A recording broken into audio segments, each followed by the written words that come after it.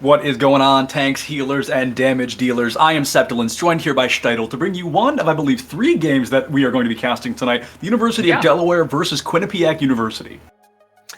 University of Delaware versus Quinnipiac, probably our most even matchup of the night as far as what we've got ahead of us. Both of these teams sitting pretty comfortably toward like the middle of the pack of contestants or sorry teams in the tournament. So pretty excited to see what they bring to the table, especially with the meta being in the fun place that it is at the moment.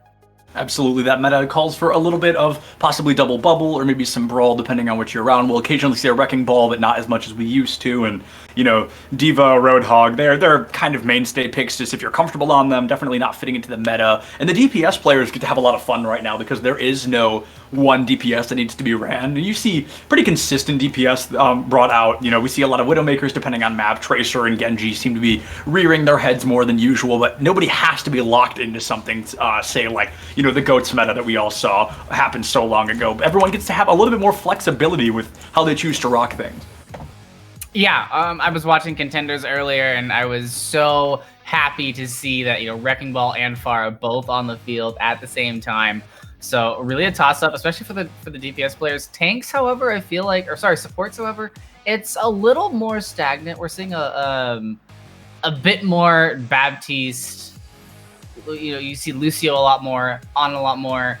We're not really seeing Moira as often as we used to. Very true. Yeah, we have seen a lot of Lucio lately, which personally I enjoy. I'm a big fan of Lucio. He's arguably my favorite support to play, a little bit back in my console days more than on my PC days. But I definitely think Lucio is an interesting character. The speed boost to his strongest ability because his healing, you know, falls short. He's not a main support. So, you know, he's kind of utilized for the kit that he has to offer rather than the healing that he can output. And also something of note is, Shadow talked about this already, we expect this matchup to be pretty close because it is our 5th seed and our 7th seed. I'm sorry, not our 5th. That's going to be our 9th seed and our 7th seed. So, the University of Delaware is 7th seed, and Quinnipiac, they are the 9th seed. So there is only that one team between them, which is Rider University, but of course Rider is not playing for the time being. And both these schools are going to try to bring the heat the best they can. And they've had a pretty good matchup. I wanted to look back at last week, just because when it came down to University of Delaware, they went up against, if I'm not mistaken, yeah, they went up against RIT. They were able to take a map and push them to a 4th map, which is something to be looked at coming into here. It gives them a bit of an edge, being able to take a map off of a team that is currently sitting pretty high in the standings in first place. Yeah, RIT is a force to be reckoned with. I don't think they've been beaten at all. Yeah, currently sitting at 13-0, assuming that the schedule I have here is updated, which it always is. So they are definitely doing a great job so far. Our only undefeated team left. So the 2nd seed is UTA. They lost to the University of Tennessee, I think, 3 weeks ago. And I actually don't know who their other losses to. And then Marist College also sitting at 2 losses. So RIT is the only Goliath currently left undefeated. Yeah, so it means something that you're able to go into that matchup as one of the teams in the lower half of that the lower side of the top half of the bracket. Words are funny sometimes. And Quinnipiac last week actually faced off against, I believe they played DePaul, and were actually not able to come away with the win. So you're looking for a bit of a redemption play here. You had some time to look at those VODs, look what didn't work out next week, and hopefully we're going to see some of those improvements coming into these games today. Absolutely. And the University of Delaware are currently sitting, or actually, yeah, let's talk about this for a moment. The University of Delaware is going to be our first game up against Quinnipiac. Then we've got St. John's and William and Mary going toe-to-toe. St. John's is going to be sitting at our 11th seed. William and Mary, they are going to be, I believe, toward our 15th seed. So they are kind of on the bottom of the roster as well. Niagara and DePaul are going to go toe-to-toe. Niagara 16th seed, DePaul 10th seed, and Fairfield versus St. Peter's. St. Peter's has climbed their way all the way to 4th seed, and Fairfield, they are now sitting at 13th. So that one's going to be pretty intense. We're going to be jumping into game here. Grub is going to be able to find Milk straight away, and Savix with the double kill. Talk about that Wrecking Ball being a good pick. Going to be able to take out the Zarya and the Moira. Corey going to be taken out as well. The Reinhardt missing. Savix with the triple kill there before being taken out by Cookie. So the University of Delaware getting an early point cap. It looks like they're going to be able to full capitalize off of it. Not a total team kill, but a technical one, as all 6 of the side of Quinnipiac were eliminated. And, you know, we didn't get to see the setup on how that fight started, but I'm pretty sure I can tell you how it went. Quinnipiac went together as a group onto the point, and University of Delaware was just able to basically divide and conquer. They split their ranks, kind of trickled around here and there until they could find their picks and set up Savix on the Hammond to be super effective and already has those minefields online. That's insanely quick, even for a player. Yeah, I mean, you're maybe a minute into this matchup and the minefield already online from Savix. Chooses not to commit it, and also something of note is the University of Delaware going to be bringing out the Wrecking Ball Diva combo, which is obviously going to have no shields. It's not going to be able to push into a fight, but they're going to fly into a fight instead, rather dive upon them and try to find some value. Here's going to come that minefield, but two already fallen in. Just a great space maker. Quinnipiac going to be forced all the way back into spawn. Oh. And a nice little environmental jump there, using the wall to grab himself a little bit of extra height from Savix, but Quinnipiac not getting ultimates online as quickly as you'd like to see, and with an aggressive push like this from University of Delaware, they're going to have to use utility just to get onto the point.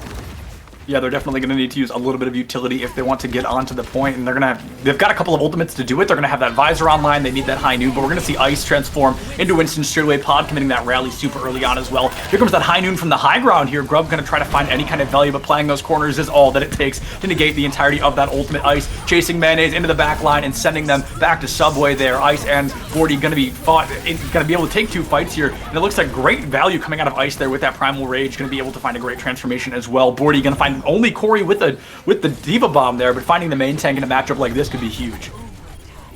Yeah, that's going to pretty much seal the deal. I mean, they have the Tac Visor from Mayonnaise, but already getting hit very quickly as they come out of the gate. Defense there. Burst damage is going to deal the damage it needs to do, and you're going to have your Zenyatta cleaning up in the backline. I really want to point out that on Ice's duplicate earlier, when they got the Winston, the whole reason that Deadeye didn't work is because the Winston bubble was there for the University of Delaware.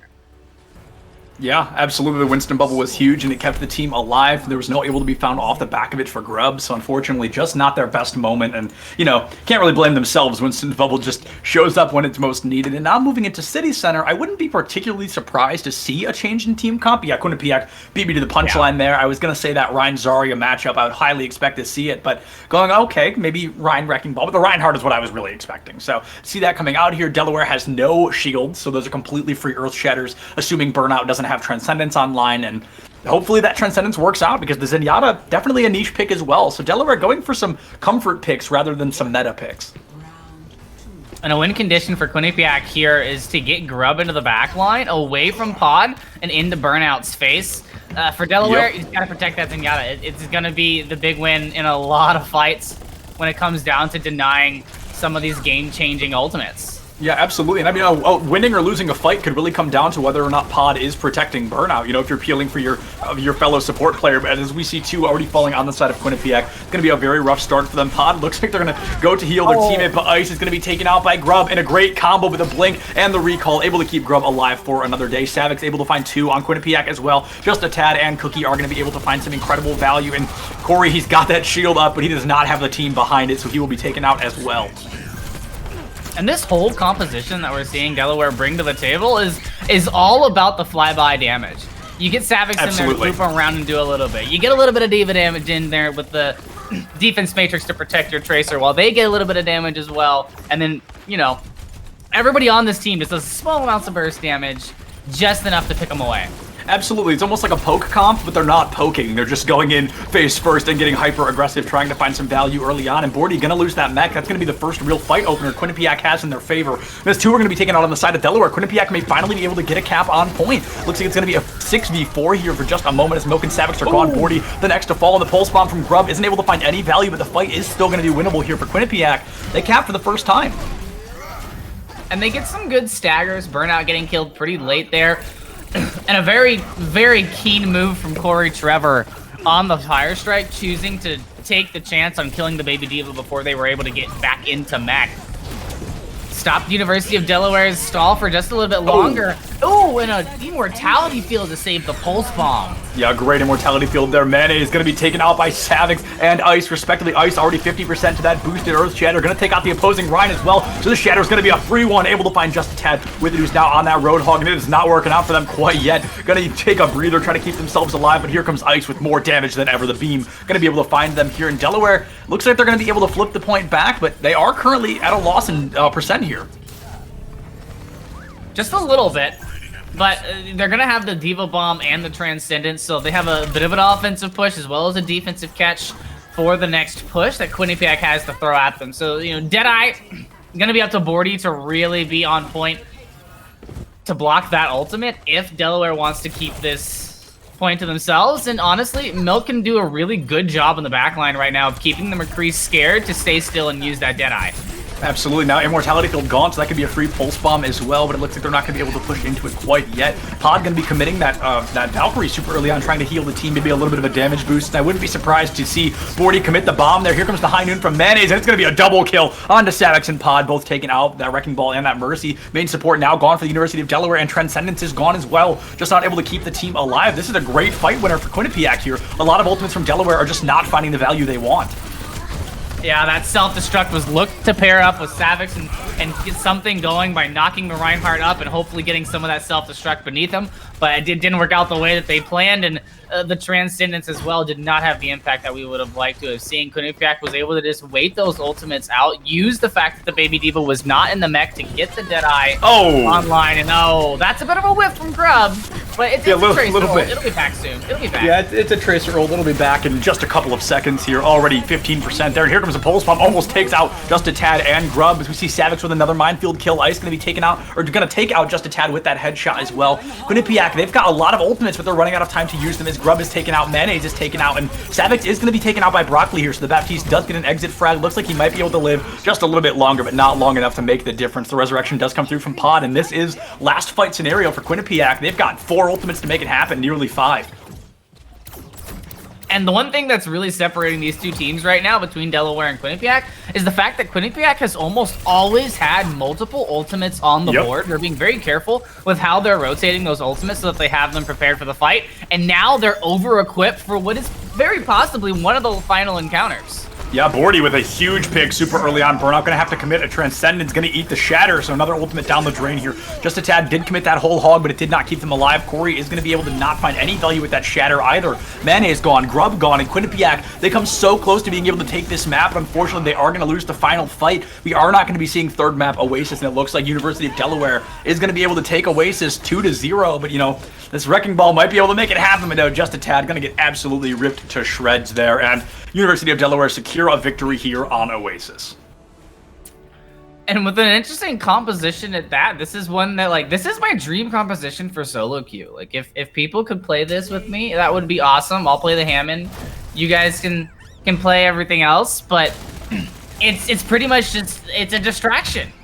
Nobody's in the sights of anybody on Quinnipiac long enough for them to get any sort of focus on any of the members. The Wrecking Ball comes in, soaks up a little bit of damage, deals a little bit of damage, but then there's a Diva with a defense matrix who's eating up more damage while there's a Tracer in your face and an Echo right above you, and Briggs just walking in with her flail. It makes it very difficult to kind of focus down a single target and run that Ryan composition that Quinnipiac wanted to run. Absolutely, and something that I think is good to consider is Quinnipiac, they really started to show signs of life there on City Center. Gardens was a little bit less in their favor. It was much more one-sided for Delaware, but Quinnipiac maybe just getting warmed up. And my favorite thing about the control point is, it's okay to lose that first map. Control point isn't necessarily how the game is played. It's very unique compared to the other game modes in Overwatch, so maybe we see a bit of an aggressive comeback from Quinnipiac here as we move into our next map, which I am not actually sure what our map pool is today. I didn't grab it before we started, but I can tell you it's probably going to be like Eichenwald, probably. I believe our next map today is Numbani, actually. Oh, all right. So not Eichenwald, but I got the map style right at least. So it's going to be Oasis, Numbani, Volskaya, Route 66, and then Lijiang Tower. Route 66 and Lijiang may not be seen here, but something to consider is this is a rather interesting map pool as the last couple of weeks, I don't think we've seen Numbani, Volskaya, or Route 66. We may have seen Volskaya, but I'm very excited to see Numbani because that's going to force out a dive comp from, one of these teams, particularly on that offense. Yeah, can confirm that we saw Volskaya in week 11. Yeah. This is week 14, so that was 3 weeks ago. But neither Numbani nor Route 66 have been showing up in our map pool. So these are, these are your chances to get a bit of a surprise where there hasn't been a lot of published play of the teams on this map, so you get a little bit of extra wiggle room to work into a funky comp, and I feel like that currently is going to play into Delaware's favor, especially on Numbani. That composition that they ran on Oasis, that can work here. You know, Yeah, you absolutely. need high ground control, you need versatility, you need to be able to transition from point to, you know, where's the Ana position, where's the Ashe position, where's the McCree position, and get into those areas, root out those hit scan DPS, and then your composition is just going to have free reign on a map like Numbani. Yeah, absolutely. It's definitely going to have a lot of free reign on a map like Numbani. And that weird poke comp, that D.Va Wrecking Ball could work, but I feel a shield may be a little bit more important if you're the team engaging, because you need something to, you know, eat those bullets, so the other team's just going to have a field day dealing that damage to you and taking out somebody early on. I'm very excited to see what these teams may have to offer. We're going to have Delaware starting on the attack, so we saw them take a pretty aggressive lead on Oasis, like we talked about already. Are they going to be able to carry that momentum over to a different style of map? It's not going to be that mirrored matchup, everybody fighting for the same point. It's going to be Delaware starting on the offense. They want to cap a first point, so this is a hybrid map. They want to cap that first point and then escort a cart all the way through Numbani. So that's definitely something to consider as well, as it's, you know, it's all about moving this time. On those control points, you're protecting a point, but after capping first, you are constantly fighting in new areas. Yeah, very similar to just like to give a mental image to it, you know, control points like flies over a pot. You get the ability to leave that area, come back and fight, and kind of speckle in the damage in the way you want. Whereas on the payload, if you're not actually on the payload, and this is to all of my solo queue people out there, it won't move. It's not going to go anywhere. You got to get on the payload. Although winning the fights is extremely important, it's also very important that you're moving the payload while you're doing that. So you have to kind of throw in that extra task into the mix. Otherwise, somebody else is just going to come by and move that payload at a quicker pace, and you're going to have less time on the second round to deal with that. Yeah, and the University of Delaware, like we talked about, going to be on the offense. So they're going to try to crack open this first point, and it's going to be difficult as Quinnipiac is going to be bringing out that Rein Zarya, and Delaware going to be bringing out that dive comp that I just talked about with that Winston D.Va moments ago. It's funny, I talked about at the beginning, oh, you know, D.Va's, we don't see her that often that we've seen her for both of the maps that we've seen today, but the University of Delaware going to start off hyper-aggressive. Winston D.Va going to be a great dive comp here, and as long as they don't go on that high ground to the top left, they're going to have the advantage moving in. And you can see them prepping, just kind of taking in some information. They know where the high ground execute is.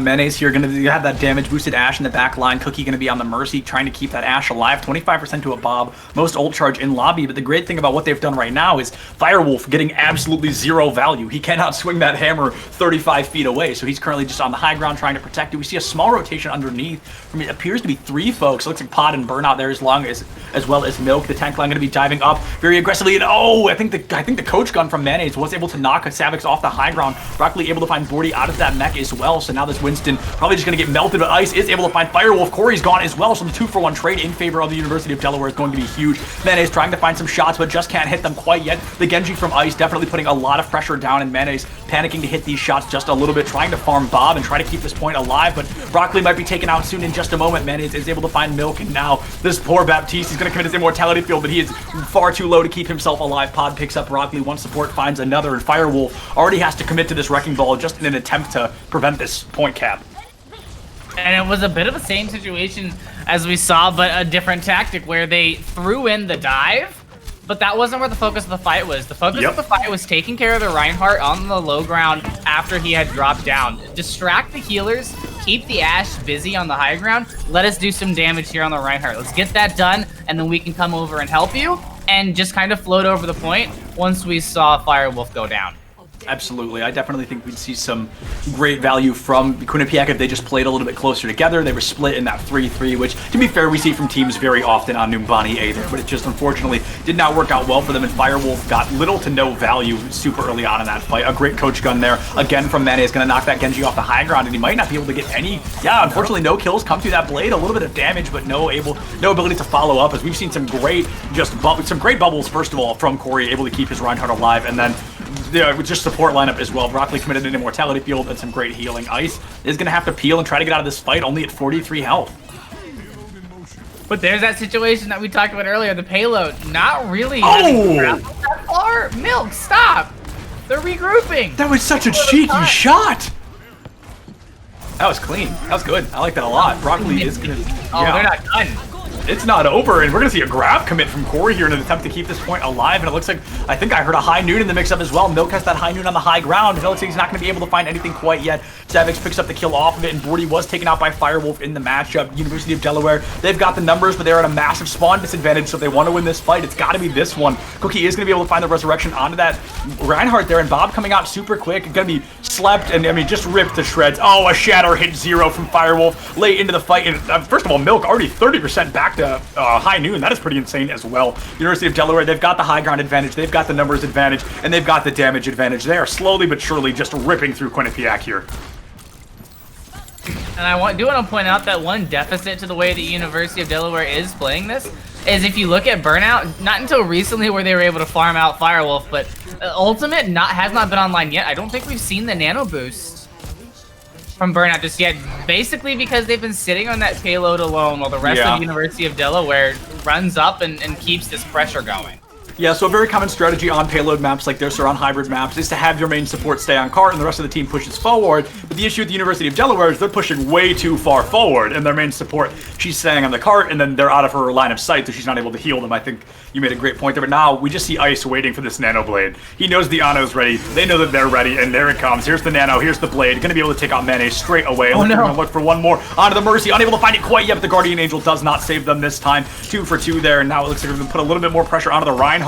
Drops down to 89 health, but gonna be healed right back up, and already 10% to another Blade. 3 minutes and 40 seconds left on the clock. Delaware, if they can win just one more fight, they can have a great time bank here. I think Bordy may have accidentally gobbled up that nano boost because I didn't see a shiny Genji on my screen. Oh, that well may have happened. Yeah, the University of Delaware, they lose 2, but then they pick up 3 more. Bordy uses the bomb on point, and all of a sudden it's as easy as that, and it looks like they're 1.35 meters away from securing this, but Bordy finds the Tracer. Nobody else is able to touch. 3 minutes and 16 seconds on Numbani. That's definitely a good time bank.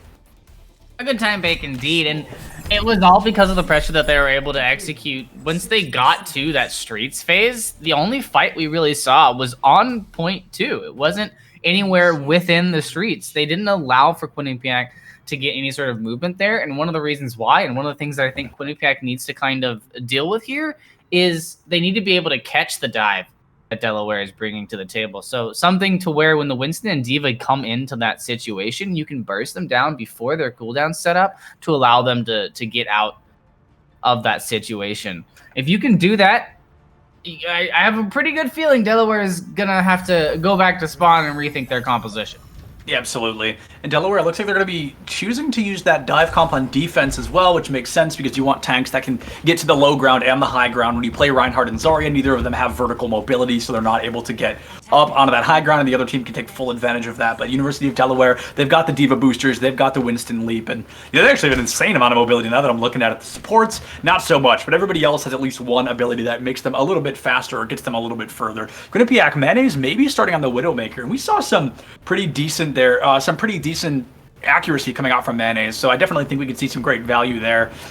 Also, just as a heads up, I know we were a little bit confused about those nanos. They are in fact hitting ice. That's just a visual bug with the feed that we are being given for the game. So the nano boosts are coming through, and that makes sense on why we weren't seeing any, because we literally couldn't see them. Very similar to Moira's, very, very similar to Moira's coalescence in these games. Is sometimes when she ults, you just can't see it, and now, maybe Blizzard just doesn't like the supports, and we haven't gotten a new one in ages. Maybe they just hate us. But University of Delaware looks like they're going to be dropping onto the low ground immediately. Savic's going to be going toe-to-toe with Grub. You cannot walk into a Reaper like that. The nerfs did come through. He's not the tank buster he used to be, but he is still a tank buster nonetheless. Milk now trying to find any kind of kill to keep this fight alive, but being pressured down by Broccoli, unable to find the Reaper there. Grub going to get healed back up, and Milk going to fall as well. That is going to be a 3K for Grub on this fight. Looking to make it a 4K. He's going to be able to find the mech and Bordy. It is all about this Reaper right now.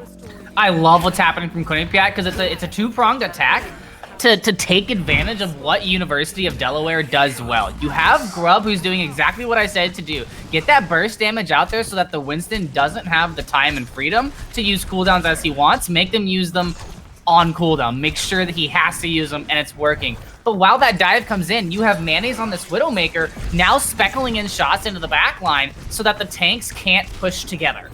Right, they're definitely creating kind of an area of uncertainty where Grub is finally going to get eliminated, but already took out Burnout, who, as I'm sure you all know, Zenyatta is a very, very slow character, and it's going to take him quite a while to get back. Firewolf is going to pay the price of their life here as well. Mayonnaise goes for a shot, but Sadix dives right in the way, takes the shot, and gets rid of Mayonnaise. Cookie is going to be the next one to fall, and Ice with a great headshot there. The Nano Blade almost online for Delaware. They may lose that first point, but if they're able to hold this first corner, that can be a great look for them.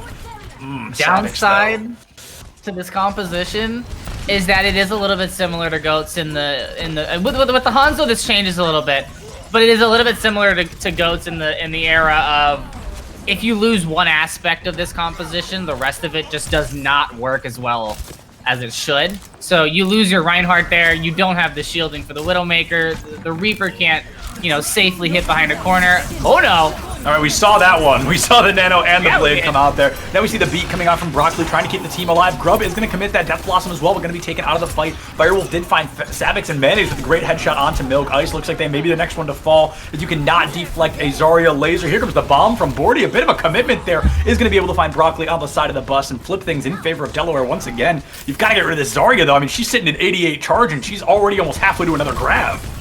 I mean, I know that they gave Zarya that like slight nerf to where her charge dissipates a little bit quicker, but I'm not seeing that here. Yeah, agreed. With Trevor.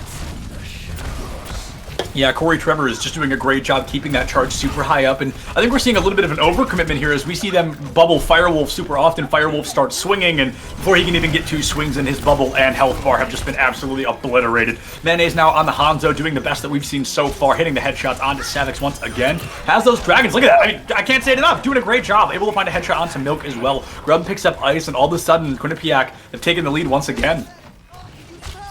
And this is a beautiful showing right now from Mayonnaise, whether it's a Widowmaker or a Hanzo or a McCree, proving that accuracy does matter. And Quinnipiac's gonna take this. This is free space being given to them by Delaware's. They're trying to set up this dive, this pounce, and it's not gonna work. Yeah, and I think Burnout... Oh, okay, now here comes a Nano Visor, it seems. Milk is going to be nanoed, and it may be great value here for Delaware. It's at least going to force a little bit of space off the cart, but they simply do not have the numbers or the damage to follow up on that. Ice finds one, but Corey's able to find two and end that reign of defense there. I think if you're Burnout, you've got to swap. And at this point, now you're 17% away from a Transcendence, right? But unfortunately, the issue is you probably should have swapped a long time ago. I don't think he's gotten one Transcendence. No, he just hasn't had enough freedom in the back. The sniping potential coming out from Mayonnaise has put him into an area where he can't efficiently peek and put out damage. So he's just going off of that healing. Yeah, absolutely. Definitely not finding any great value. And here comes the Transcendence that he had online. A perfect timing now as Quinnipiac just gets to commit a full grab Dragons, and this is going to be a massacre. There's nothing online to save this. It's one, and it's going to be two. It's going to be three, including the Death Blossom, making a 4K here for Quinnipiac University. Ice is able to find Grub off the back of it, but I mean, you can't Genji Blade V5 right now. You've got to wait at least one more for your team to get back. University of Delaware putting up just a strong enough defense to give themselves slightly more time in the bank. So it looks like Quinnipiac, at least for the time being, is going to finish with a pretty similar time bank. And what University of Delaware wanted there was to get control of that corner, but it backfired a little bit. Yeah, here comes that Nano Blade once again, and Broccoli has the beat online, saving it every single time. Firewolf is going to be able to drop the beat. Bordy on the Zarya now, going to be able to take them out, but Grub already picked up two in the back line. It's going to be this Reaper just putting in all the work. Milk finds Cookie, that main support now missing, but there's Burnout's Immortality Field, and all of a sudden, nobody's on point. Milk, Bordy, I mean, Burnout, you were all able to touch, and all three of them backed up and just let go of the cart. That is going to be, I mean, that's a little bit of a C9. That was not a good look for them. Yeah, and a C9 in the actual traditional meaning of the word, you know, where you're actually winning the fight and you step off the point. But one thing that I wanted to look at was that corner hold where Burnout commits this Transcendence.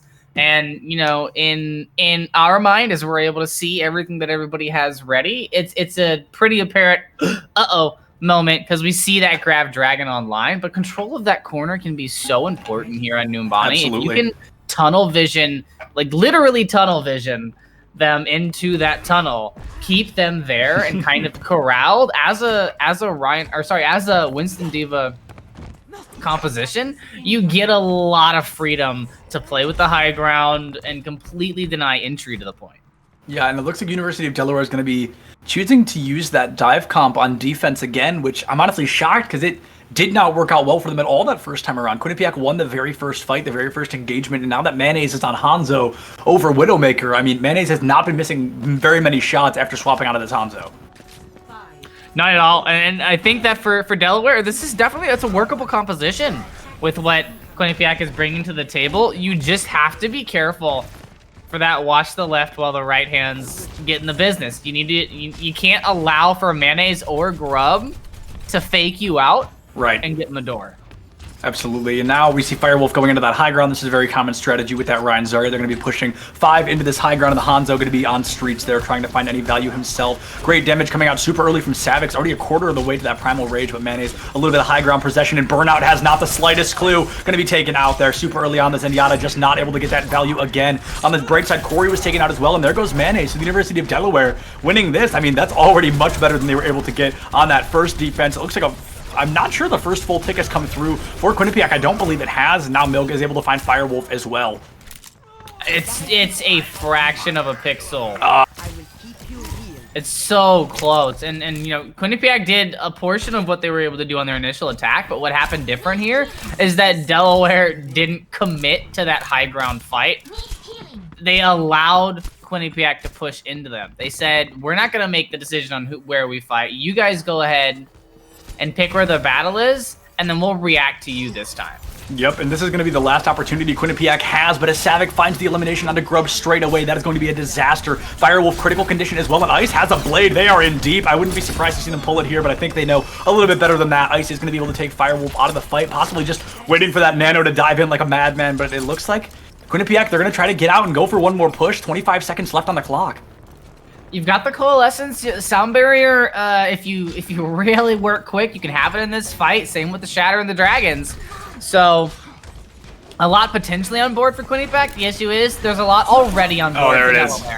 Yep, and Mayonnaise misses that crucial shot. Is not going to be able to take that Genji offline. The Hanzo already missing. Here comes the Moira as well. She cannot fade in that Coalescence, but it looks like Ice did not have enough time to take her out. Here comes the Tactical Visor from Milk. Bordy with the Diva Bomb as well. Savic's committing that Primal Rage. If they lose this fight, it's going to be a disaster. Broccoli is going to be committing that beat and Burnout with the Transcendent, so for a brief moment, everybody is invincible, and now we wait to see who's going to be able to get that next elimination. Grub already missing. Cookie maybe the next to fall, and they will. The main support now missing on the side of Quinnipiac University. A 4v6 in favor of Delaware. Broccoli's gone. No more healing. No more off-tank Burnout taken out by Firewolf, but Mayonnaise taken out by Milk once again. Firewolf is gone, and the University of Delaware, they are just barely able to hold on to their hat. 72.9% for Quinnipiac. Delaware, all they've got to do is cap first point.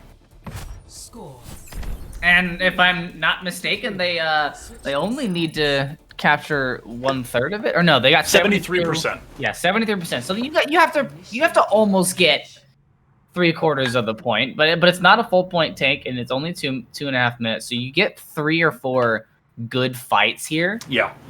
And you've got respawn advantage. I think you keep with the fast-paced team composition. If you do lose a member, they're able to get back into the fight pretty quickly. And side note, I didn't know that Sigma had his own fashion line. I gotta say, I also did not know that. That is quite interesting. Oh yeah, look at that right there, Sigma. There he is, Sigma Couture. Fascinating. Learn something new every day, and that's that mad scientist is apparently also a fashionista, to say the least. I wear that jacket. Honestly, some pretty good styles in here. That sleeveless hoodie, definitely a unique one. I'm a big fan of the coat in the middle, my personal favorite of mine. But I mean, honestly, this is some pretty stylish fashion. So kudos to Sigma. Now you have to wonder why he dresses like a homeless man. But I guess to each their own. I didn't see any shoes in the store, so that explains. That explains it. That explains it. But yeah, Delaware is gonna keep this this mobile composition. They've got exactly what they need, and I'm fearful if they dive the high ground where Mayonnaise is, the escape has to be flawless. Yeah, absolutely. And if they're able to find Mayonnaise and or Cookie, like this could be over before it even begins. But if they push in too much and then one of them gets eliminated, that could be a disaster all the same. So we're seeing a very slow approach from the University of Delaware. They choose to go for the streets push, and that's going to be great because all of Quinnipiac is separated on the high ground. So if they choose one side, they'll only be fighting 2 or 3 at a time. Firewolf, a great sleep dart there from Burnout, and just really able to keep that Winston alive. And now Savic's already found Mayonnaise. Cookie's gone as well, and University of Delaware, this fight may already be over. We're going to have to see some insane plays from Quinnipiac, but Broccoli going to be caught out on that Ana. The support line already missing. Firewolf flies into the back line, able to put a little bit of pressure onto Savix, but that pressure is not going to be enough quite yet. The Reinhardt already gone, and Quinnipiac's defense just ripped to shreds. Another victory under the belt for the University of Delaware, and that's going to put them on game point. All they have to do is win our third and next map. And Quinnipiac looking a lot better than they did on the first map. A lot more successful pushes. The compositions were looking a lot better here. So I have a feeling that going into our third map, as we move into what will be Volskaya Industries 2CP, where your team synergy is required. Must be impeccable. You have to have, you gotta have your stuff together when it comes to this 2CP map. So hopefully they've had their ample warm-up time, and Delaware is starting to show a couple of cracks in the armor there. Yeah, definitely a couple of cracks in the armor indeed. Quinnipiac was able to take it all the way to extra rounds, and unfortunately their defense just crumbled at their hands. I'm never really a fan of that split approach, or that split defense on Numbani, where you've got your tanks alone on the high ground and then everybody else on that arch high ground, and I just personally don't think it's a good call because your tanks can only do so much, and we saw there that tanks were not able to do enough as the opposite high ground was dove, and both the Rhine and the Zarya were just immediately negated in terms of usefulness. So that was definitely not a great look for them, and now we just have to wait and see. Is Volskaya going to be the same? I expect to see Ryan Zarya coming out from one, if not both of these teams. I think a D.Va or maybe, I mean, we see Roadhog weirdly often on Volskaya. I don't think he gets any kind of extra value, but people seem to really like him here. When it comes to that second point, and well, actually the first point as well, both of the 2CP points on Volskaya really only have one general way into the point. Right. So the Roadhog can be really effective at just kind of peeking that corner, snagging somebody from the enemy team, pulling them into the situation, and taking them out, so that when you do have to give up that shield health to get onto the point, or you do have to kind of bullet sponge a little bit, it's a 6v5, not a 6v6, and that Roadhog can instantly kind of bring that health back to him. Yeah. Soak up a little bit of extra damage, help the Roadhog's stressed. I always refer to Roadhog. Yeah, I always refer to Roadhog as a bit of a third DPS pick. He's kind of intentionally built to deal that damage. Moving into Volskaya Industries, if he can get a hook onto somebody early on and the team just collapses, immediate 5v6, a huge advantage for the team. And like you said, that take a breather, not only does it reduce damage coming in by 50%, but it also is just great to keep you alive. It restores like, I think 300 health, 250 health. So it really does immediately heal you back up. It's not uncommon to see a Roadhog with gold healing like for the first like minute and a half of a match, because he can heal himself so quickly off that cooldown. I think it's 7 or 8 second cooldown, so it really does come back relatively quickly. But you know, maybe we don't see one at all. We haven't seen one yet, and I really do think we're probably going to see Ryan Zarya versus Ryan Zarya. Maybe one of these teams brings out Orisa Sigma on defense, as that's something that we see a little bit as well. But for the time being, it's going to be all right, not bad. I got 3 out of 4 there. It's going to be Ryan Zarya from Quinnipiac versus Delaware, currently on the Sigma Wrecking Ball. And also something to note is University of Delaware is on the offense once again, so they are setting their own win condition here. They know how far they get dictates how strong their defense has to be. And I love the Sigma Hammond matchup. It can be such a big disruptor because you do have a strong presence in the front line to allow for this long-range DPS and your Zenyatta to be really effective. And at the same time, you're going to have Milk and Savix working together on this flank, very similar to how we saw Ice and Savix working together on that Winston Genji. Just kind of deciding what they want to dive and executing onto that singular target. Yeah, and it looks like we owe Pod almost taken out there, caught by the Ash Dynamite, and if anybody was able to follow up, they could have found that Mercy super early on. Currently looking at a bit of a split approach. Milk flanking into the back line, trying to group up with Savix here, and now it's going to be Grub. Going to be caught out, but not by 1, but by 2. Going to desperately try to drop in the Immortality Field. Going to be able to keep the team alive. Savix going to be taken out by Mayonnaise here. You cannot look at Torbjorn in the face and laugh. He will take you out there. Looks like 2 eliminations in favor of the University of Delaware. Burnout and Ice able to find 2, but Cookie, again, with that resurrection, immediately negating that elimination onto Grub, so the Ash is back in full power, and a massive dynamite coming out from Ice, but just to get one return to the face from Grub. Milk is going to find Cookie, that main support now, well, I guess one of the supports now missing for Quinnipiac University. In Delaware, they've got the numbers, they're up by 1, they've just got to find the damage, and as I say it, Ice is able to take Grub out with the headshot. Broccoli going to be pushed in by Milk as well. Milk and Broccoli, a disgusting combination, but we can get into that later. University of Delaware now desperately trying to get even one more elimination to crack this open, and as Milk secures that pulse bomb, I would expect to see it very soon.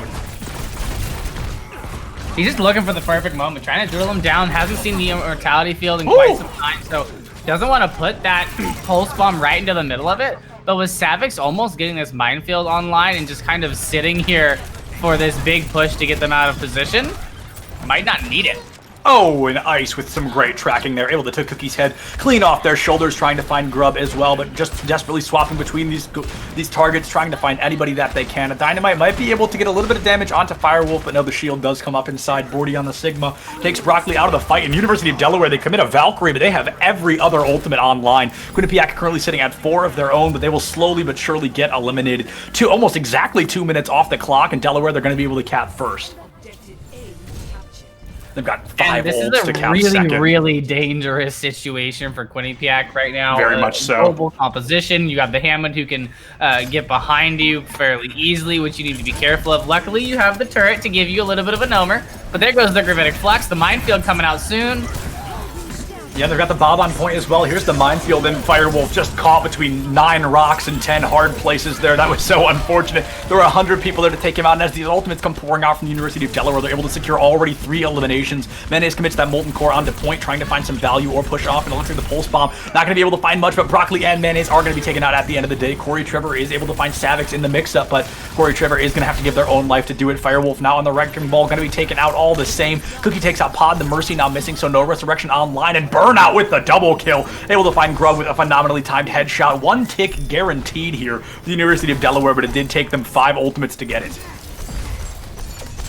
Not only that, but Quinnipiac, because of the switches that they've had to get back to the point quickly, they don't have any ult economy on board at all. Delaware is actually going to lap them in ultimates here as Ice is already 20% away from another bomb, and Burnout is just hardly missing a shot so far, taking every single one of these people offline. Milk falls critically low, and I think has that recall still online. Bordy is able to find Broccoli, and Firewolf has to kiss that life goodbye as one Wrecking Ball takes out another. A bit of a wave to show that he was the dominant player there, and now a 3v6 in favor of the University of Delaware as they are just getting kill after kill, and at this point, Quinnipiac is just pouring in one at a time, and that unfortunately will never secure you what you need to be able to touch, but here comes our Gravitic Flux. Broccoli already gone, and I mean, Burnout is just getting so many kills. Grub is going to triple blink in and be taken out. 3 minutes and 17 seconds left on the clock for 2-point cap coming from the University of Delaware. And an impressive time bank, to say the least. And for Quinnipiac, I was happy to see how long that stall actually was able to last. It seemed like they had the lower hand in a lot of those fights, but it wasn't a they're immediately going to lose this fight. They've been able to stabilize and bring themselves back into these engagements. It's just a matter of target focus here. That's a situation that gets a little bit difficult, especially where you are having to send in people just to keep the point stalled. So you're not able to, get multiple people onto the point and say, focus down, focus down, focus down. Right. You have to have somebody focused on, okay, I'm just touching point. Okay, I'm off point. I'm coming back to the point. I'm off the point. I'm coming back to the, just to keep that alive so you can get the bodies there. But here on the attack, it's going to come down to whether or not they can focus down their targets effectively. Yeah, absolutely. And Quinnipiac University, it looks like they're going to be going for the Ryan Zarya. I assume the Bastion's probably going to swap before they actually leave. But University of Delaware is going to be bringing out that Orisa Sigma that I mentioned earlier on. It's a defensive comp that we see super often in Ice. Going for that Torbjorn as well, probably going to be putting it on one of the back high grounds. And it's great not only to alert your team of flankers of knowing somebody's in the back line, but it's also great just to get that extra bit of damage that really could take somebody out if they're caught out by your team. Mayonnaise really maybe... Okay, there it is. I was like, there's no way we're actually going to see a Bastion here. I'd have been okay with it. I wouldn't have been thrilled, but I'd have been okay with it. And this composition we're seeing from the University of Delaware on the defense is going to go a long way to deal with what Quinnipiac is bringing to the table, because there's not really anything for Firewolf to do until Delaware decides to go ahead, okay, let's get on the point and fight them. Yeah, they definitely want to try and get on the point here. Mayonnaise already able to take Ice's turret out of the fight, so it's going to be that clean 6v6, but Grub already able to find Burnout as well. That Zenyatta that was so strong in those last fights on the round before this one, going to be taken out very early on, and Firewolf's going to get bubbled up but take a lot of damage in the process. Milk almost able to take Corey Trevor out of the fight, but Bordy may be taken out first. A great Coach Gun is able to find Mayonnaise, but they can't get the damage quite yet with that biotic field on the ground. Ice finds not one but two, and Mayonnaise is going to be able to secure that high ground by taking Milk out of the fight. Firewolf has been pinned down in this corner, and it looks like the bubbles from his Zarya Zaria maybe able to let him live another day. Savix being forced off the point into this backline, and Ice able to find a third in the fight, just trying to keep this fight alive. Just going to be all about this Torbjorn. He gets the hammer kill onto Corey Trevor. He does it. Ice finds the hammer kill, and Pod picks up Firewolf. The University of Delaware looking a little bit shaky. They lose that first tick, but a Torbjorn, a hammer, and a dream is all they needed to keep that fight alive. And a bit of out of sight, out of mind for Ice there. You know, had the Torbjorn turret up on the bridge where you can see it positioned now, was there speckling in damage as Quinnipiac pushed onto the point, but then just kind of stood behind a wall for a few seconds. Let Quinnipiac forget that the Torbjorn was a threat on that side of the map. They got a little bit greedy on the opposite side of the point, and he was able to position a turret and get some pretty key kills.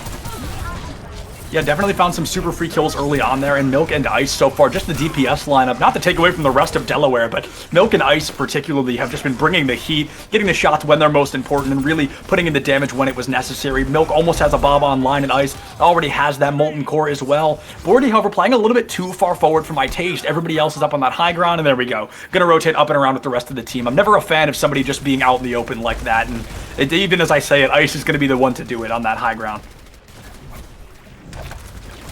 Well, look at the push right now from Quinnipiac University. They're gonna be they're forced to check this high ground for the Torbjorn turret. Now they're met in a small area with the Molten Core.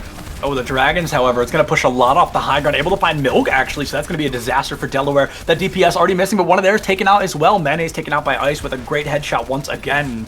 It's going to be a 5v5, a DPS missing on both sides. Mayonnaise will return to the fight a little bit faster, but his Grub is taken out by Burnout. Things are looking better and better for the University of Delaware. Firewolf tries to charge out, but Ice able to find them as they turn around. Bordy finds a double kill onto Broccoli and Corey Trevor. That Zarya Baptiste going to be gone, and Cookie somehow, somewhere trying to make it out with their life. Barely able to, luckily has that speed boost available, and coming into this next fight, this is basically all the marbles right here for Quinnipiac University. They've got a lot of ultimates online. This is their best chance to get this done, and they have enough to where I think you pop that tack visor, get the Transcendence out, and then commit your Graviton for the big whammy.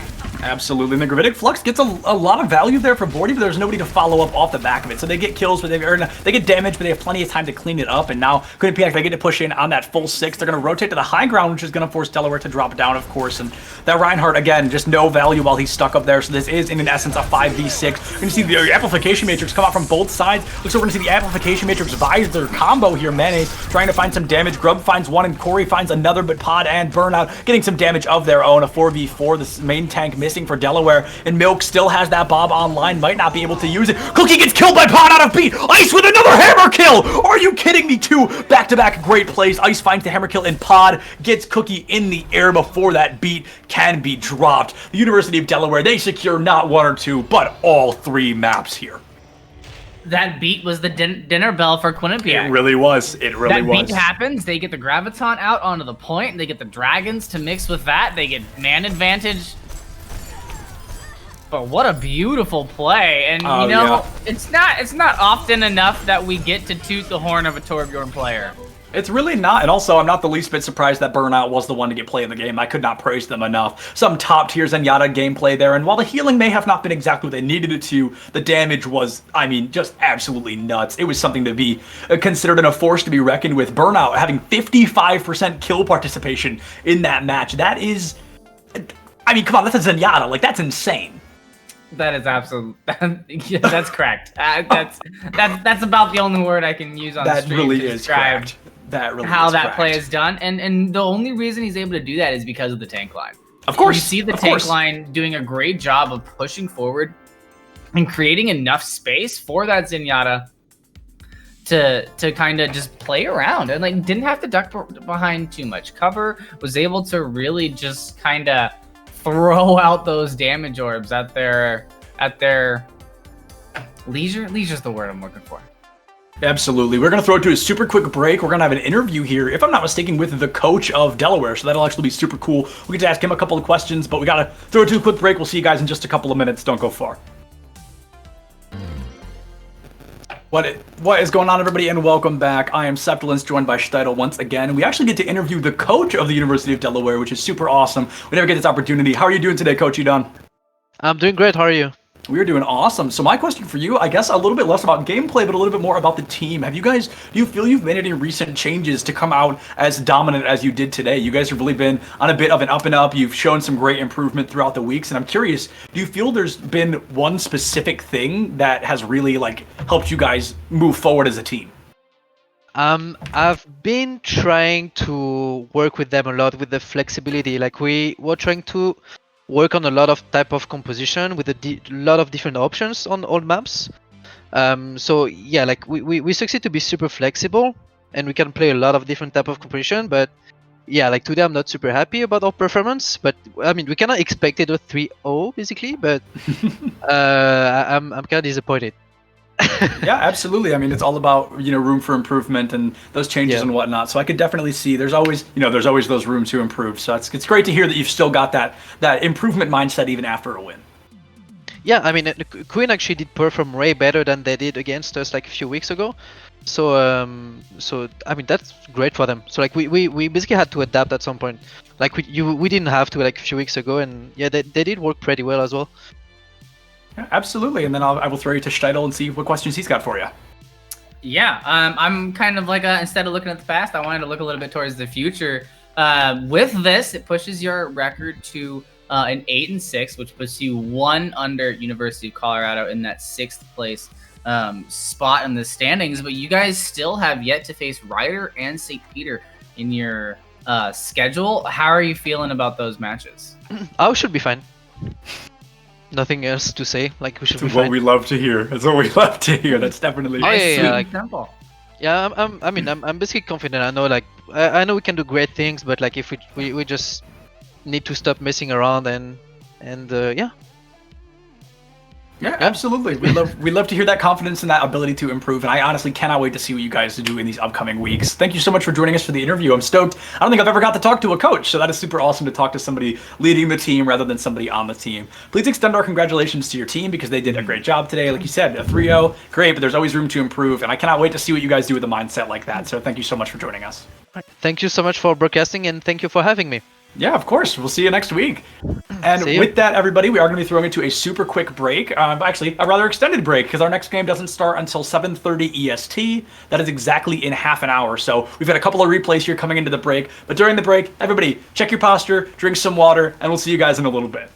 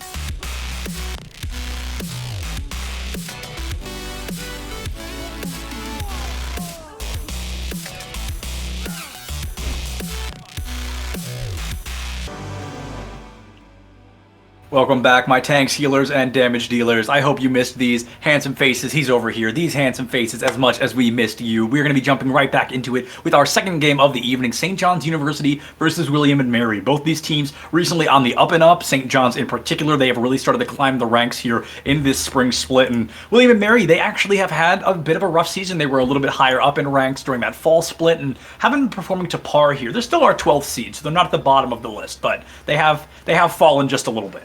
And this is a double-sided a coin right now for St. John's. This is both a bit of a show match to be like, hey, this is the next split. Our team's got some new power behind it, so you better watch out. But also, it's a bit of a revenge play because last time these two teams matched up, it was a 3-2 in favor of William and Mary. All right, so William and Mary could bring the heat.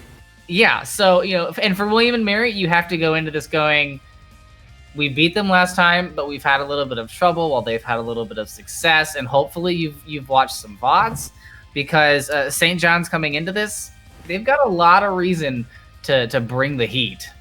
Absolutely, and they're going to be bringing the heat on this map pool here. Our first map, as always, and for the rest of the games tonight, is going to be Oasis. Moving into Numbani, and our third and final guaranteed map is going to be Volskaya Industries. There's a couple more maps that we could do, Route 66, and I believe Lijiang Tower, and that's if we end up going into extra rounds. But that first game we saw today was a 3-0 in favor of Delaware. We could see one here today. Also, something of note is, like I said, St. John's, they've really been on the up and up with this double bubble matchup, and William and Mary, they've been bringing out some older comps, like this Orisa Roadhog. We've seen that before, but it looks like instead they are going to be swapping it to that Diva Road or Wrecking Ball instead. And I like to have my name for this composition, the Diva Wrecking Ball, is the Double Dip, for the reason that you get this beautiful synergy between the Wrecking Ball and the Diva to kind of speckle in damage at just the right moment so that the healing doesn't have a chance to do anything. Absolutely, and I recall that Liam Lizard and Slurpee are a great support line for this team. Slurpee's always on top of Liam Lizard with that Brig on the Ana, constantly making sure nobody gets picked off in the back line. And William and Mary, they're going to be able to get a pretty aggressive high ground possession here. They're going to find some great value super early on, but no point cap going to be coming through as we're looking at a pretty even 2v2. Fiscal is going to be the first one to fall. Alondra, she's able to find that first elimination onto Fiscal here, so that DPS going to be missing is going to be huge here for William and Mary. Oh, that's going to make it worse, however. St. John's losing that Brigida as well, and we see the Ana critically low. Liam Lizard is able to stay alive, and Max going to knock a couple folks onto the point, but it looks like no more adaptive shield. Going to pick up ITG, however, trying to make it out with their life, but Rich is just a little bit faster. And St. John's just barely has the upper hand here because Max has to play very carefully around where he decides to commit that pile driver. You have the flashbang, you have that Brigade to shield bash, and you get caught by either of those and the focus fire turns to you, you're pretty much done as a Hammond. Yeah, absolutely. You've got that sleep dart as well from Liam Lizard, which, that gives the team plenty of time to circle up around you and just rip you to shreds. But we're going to see Max on the high ground once again. Already taking just a little bit of damage, I think, from Rich there, so the Tracer. Now it's going to be ITG diving in, getting a lot of damage, but talk about stuns. Going to be flashed and shield bashed there. Rich is able to pick up a Laundry, so the Tracer takes a Laundry, and that's Zenyatta out of the fight. Max now trying to bring the heat the best they can, but going to be eliminated once again. You said it best, Shtetl. You cannot be committing those pile drives recklessly like that. It's going to cost you with that many stuns on the enemy team. And the sleep dart wasn't online, so they went with plan B. Went and throw out that anti-nade, and now it doesn't matter if the Hammond gets out invisible to his team. There's no way he can receive support. You get the shield bash in to follow, and if Koala Man hadn't been low, I wouldn't be surprised if Llama commits that sleep dart to make sure that Hammond can't leave.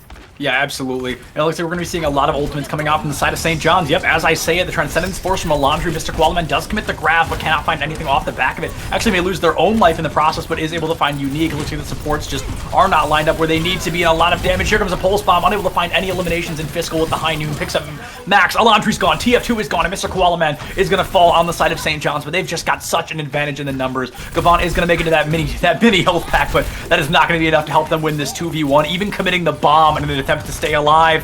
And it looks like it's not going to be able to even pick up a kill. 99% already, and we see Max going to dive into point a little bit reckless, just trying to get any kind of elimination here. Fiscal is just barely going to be able to make it out and dump a little bit more extra damage. A great flashbang onto the Wrecking Ball, going to keep him alive, and Max going to be fall off the map. Actually, the flashbang had him roll off the map. Nuklama gone as well, and St. John's, they are up 6-4. And I just want to point out the play that happened between Rich and Fiscal, where Rich went into the back, and we saw that pulse bomb. And at first, I was like, "Wow, Oh. pulse bomb the wall. Why would you do that?" And then I noticed the defense matrix gets committed to that pulse bomb while the Deadeye is happening in the back line. So Fiscal gets the freedom with that Deadeye because they're so worried about the pulse bomb that they're committing the Diva to gobble up that ultimate. Yeah, absolutely. There was definitely a little bit of a misplay there from St. John's, but it definitely did not cost them. There's some great coordination from the team, the best that they could afford there. And it looks like we're going to be rotating into the Rhine Diva, double DPS, double McCree in the DPS slot as well. And looks like we're, okay, all right. Things are changing very rapidly. You guys are going to have to give me a second to let this get all figured out. But I'm very excited to see Max on that Reinhardt. When I think of him, that is the character I have him like assigned to in my brain. So I'm excited to see what comes out of that. And TF2 is better on the Lucio as well as Slurpee, actually. So they're both on characters that I've associated them with as well. So I feel a lot of people in those comfort positions now.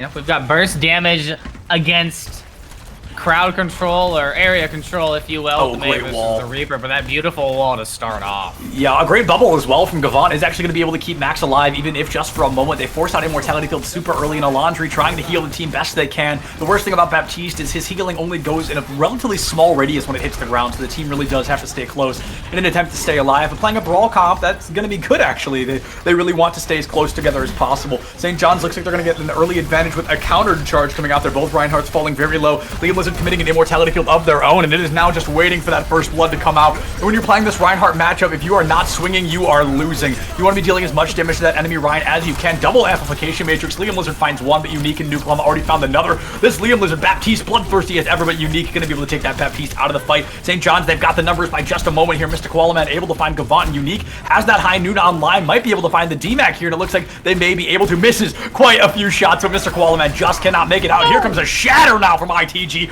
right onto the point, able to find Unique, and the elimination unfortunately not able to come through. That shatter is going to go down the drain, and the high noon from Unique trying to find anything, but they are playing these corners. William and Mary with their first point cap of the game. And St. John's made William and Mary fight everything in order to get that, and they've got a lot in response. They're quickly back to the point, and a beautiful charge into the Deadeye. Beautiful charge into the Deadeye indeed, and Nucleum able to find Rich off the back of it. Unique gonna be gone. Slurpee finds one onto Gavant. That Zarya now missing, and Mr. Koalaman desperately trying to clean up what's left of this team. Going to lose that Mac, not committing that Diva Bomb either, and Liam Lizard, again, a very bloodthirsty support player. I say it every week. Slurpee and Liam Lizard are some of the bloodthirsty supports that I see here at EGF, and Mr. Koalaman doing a great job on this Diva, able to find Unique as well. And when your team is playing as aggressively as this and your supports are able to join in the fun, it can completely change the name of the game. Of course. Because now you have your enemy staying alive, and at the same time, you can't get back onto these supports because they're fighting for themselves. Yeah, that was definitely, they're fighting for themselves. Nobody has to be peeling for them, and that makes such a difference. Oh my goodness, what a shatter from ITG. Able to find 3, and here comes a Death Blossom from Nucleum, able to be taken out by Fiscal, only finds the Immortality Field. Gavant now has a bit of a grab online. Looks like an early commitment coming out here with that Blizzard from Fiscal as well. That's going to be a freeze on 5. It looks like 2 of them going to be taken out here by ITG and Mr. Koalaman. ITG giving his life for the cause, taking Max off the map there and giving St. John's more time to farm this percent on point. And St. John's have looked really good on this first point. They've been able to show us multiple compositions. William and Mary, however, they're committing a couple of ultimates in some questionable places. You know, Nuke Llama, the Immortality Field hadn't been online for quite some time. So you know that's going to come out when that Deadeye goes in. You know the May is going to be able to have significant effect on your ability to pull that off. Oh! ITG brings out the vacuum cleaner, and Unique gets sucked right in. Very unfortunate, and Rich with a double high noon, make it a triple, finds Nucleum with the flash headshot combo, looks for a 4th onto Alondri, but unfortunately isn't able to find it. St. John's University with a very dominant performance here on Oasis. Very dominant indeed, and versatile at that. They didn't just show one composition and play that composition over William and Mary. They were able to switch things around, adapt to what William and Mary was doing well, and take it out of the equation. We saw 4 compositions from St. John's over the course of those 2 maps. Yeah, I think we saw either 3 or 4 comps coming out from them, and in particular, Rich in that DPS department was on a couple of heroes there, being Mei and Tracer, who are very different heroes, and not something you expect to see very often kind of come from one person, because Mei very projectile-based and Tracer a little bit more hit scan. Also, something of note is that of ITG's 15 eliminations, 4 of them were charge kills, and that's looking a lot like the way I play Reinhardt. I love that left shift button, and yes, it has cost me quite a few matches. And also, Liam Lizard, I can't say it enough, that is one bloodthirsty support, 19 defensive assists, which is 58% kill participation. It does not get more aggressive than that. Not at all. And I do want to point out about ITG's charge kills about the fact that not only were they plentiful, but they were also meaningful. One of the big ones that we saw was when the Deadeye came through, the Mei wall comes up in the middle of the team, the charge comes through just enough to get that Reinhardt, pins the Reinhardt, drops the Mei wall, Deadeye's able to grab 3 kills right then and there. And, you know, it's that kind of coordination that you're going to need, especially as we move on to, you know, the maps in our map pool. Numbani, Volskaya, both maps where if you're not coordinated and synergistic with your team, you're going to get penalized for it. Absolutely. Numbani first, relatively popular for that, just that classic Winston Diva dive comp you see on the offense. We saw it earlier today from Delaware, and I wouldn't be surprised to see it again, but St. John's can also utilize that double bubble that I keep talking about. We saw their Winston Zarya, we saw it was effective, we saw it was efficient, and that could be great on Numbani first if they're able to crack things open. And my best guess is that we're probably going to see St. John's start on the offense because William and Mary gets to pick, and usually people, when they get to pick, they pick defense. So I wouldn't be surprised to see that coming out here, because when you play defense, you set, yep, I just got it confirmed in my ears. So when you get to pick, you want to pick defense because you set your own win condition. I say that all the time, but you really get to know, okay, this is how successful our offense really has to be. Not only that, but if you can have a successful defense, and when I say successful defense, I imagine either being able to take almost everything off of the clock or stopping it before the second point. If you can stop it before the second point, you get to go into your offense up in the mental game. And, you know, it's not something that gets talked about too often, but that psychological side of Overwatch is extremely impactful in how well a team can play together. Yeah, absolutely. And it looks like St. John's is going to be relying on that double bubble, and that's going to be all about synergy. Like you said, these teams need to be playing well together, and St. John's, if this Winston and Zarya are not in sync, this team comp does not work at all. So they really need to be coordinated. They need to know where the Winston is going, and Rich and the Echo, the eye in the sky, probably pocketed by that Mercy, Slurpee, that Mercy there, is going to be another thing they need to keep an eye on. So this team needs to be pushing as a team, or this entire comp falls apart. Oh. Defending with this Hammond Diva is a bold take. It's a take, all right. That is definitely an unusual choice. I mean, no shield is what I'm mostly worried about. Yeah. That's where this becomes a little bit tricky because they're going to get a lot more free damage from their McCree. And it's also going to allow for Liam Lizard to have a lot more freedom on the Ana, knowing that there isn't really much to stop those nades to come through except for the defense matrix. Yeah, the DM's going to have to be eating a lot of damage, especially with Rich on that eye in the sky playing that Echo. I mean, Echo just does so much damage. Her laser, if you're less than half health, it's a guaranteed elimination. Ooh. And speaking of eliminations, Rich is going to find that first one onto Nuklama in the back line. Already 60% to that transformation as well. ITG pushing in, and oh my goodness, getting ripped to shreds there. A great Discord orb coming from a Laundry, but as I say it, Fiscal's able to find a Laundry in the mix-up, so now William and Mary, they're going to be down by 2. We're going to have to wait for these players to return. Excuse me, down by 1, as they have to wait for these players to return. ITG is going to take out. TF2 is better as well, so St. John's, they play it slow, they play it careful, and it pays off at the end of the day. This Winston just making all the difference. Yeah, and this is a creeper composition, and I say that because when you play this kind of composition into no shield, you know that you're going to be the one that has the ability to walk forward, take damage, place a shield, heal up. Walk forward, place that shield, and continue to kind of creep forward. And with that, they were able to easily just walk in, find an elimination, walk in, find the next elimination, and slowly move forward as they continue to pick William and Mary off one by one. Absolutely, and I loved how you said that. We got to see it happen right then and there. You said, walk in, get an elimination, and Rich found the elimination onto Unique. They're playing the comp exactly as you're calling it, and it really is. They are just pushing in very slowly. They pick up one, they pull out, they push in, they get an elimination, and then they get back out. So we see some great coordination. We talk about that team play, that coordination the team needs to have to succeed. St. John's clearly has that. They're making this work so well. Oh, there's that transformation very early on. It's going to be Rich diving onto the high ground, bringing a lot of pressure into this room and a bomb in here. I mean, that could be disastrous. TF2 is better, going to be taken out by ITG with that Primal Rage. And now all of a sudden, these teams going toe-to-toe. High Noon coming out as well from, I believe, Unique, but he's going to be taken out by Rich there. Gavant able to find Mr. Qualaman out of mech for just a moment. Nuklama picks up Rich, so now onto the Echo of their own. And this is actually looking a little bit rough for St. John's. They're slowly but surely kidding there, and Fistgold just shooting clay pigeons as he's got to get those mines off card.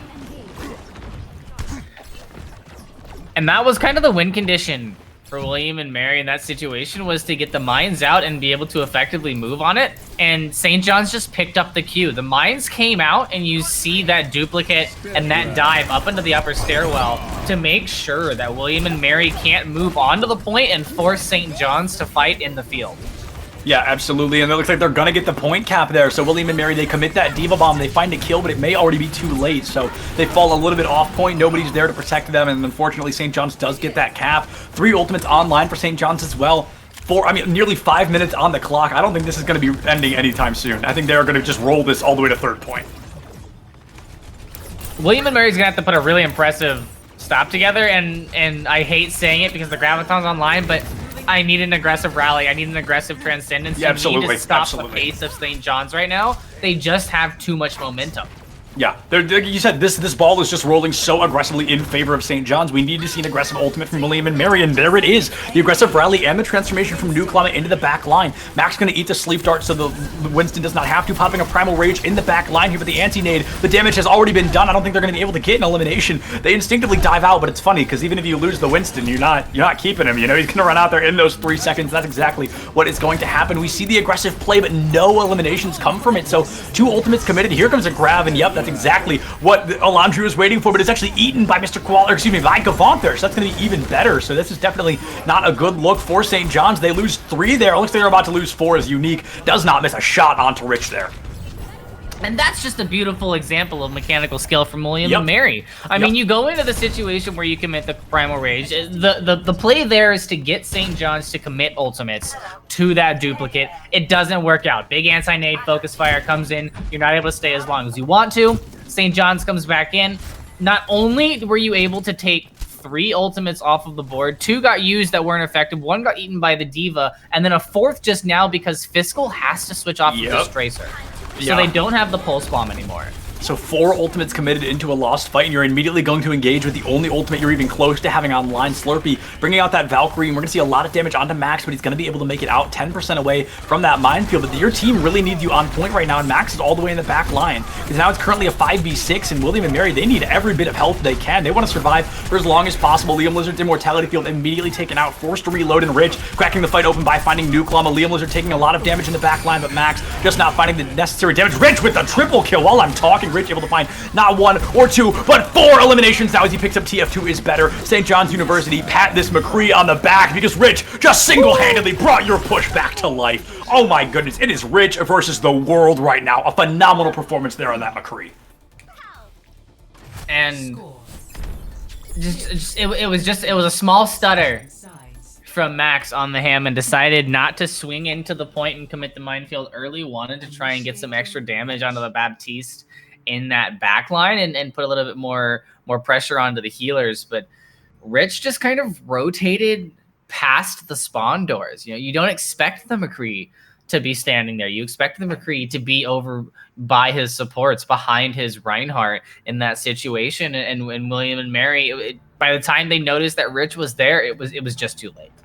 Yeah, that was definitely a bit of a misplay coming out from Max, and I said it as soon as it happened. You shouldn't have been in that back line. You should have been maybe playing that spin to win on point and getting hyper-aggressive, but unfortunately his aggression came just a little bit too late, and honestly, I don't think anybody could have seen that 4K from the McCree coming out like that, so I definitely think Rich was able to keep that push alive. It was pretty Rich. Yeah, Steidel, it sure was. I mean, it was absolutely a Rich play coming out there from St. John's and coming out from Rich. But now let's get down to business as William and Mary are going to be coming on that offense.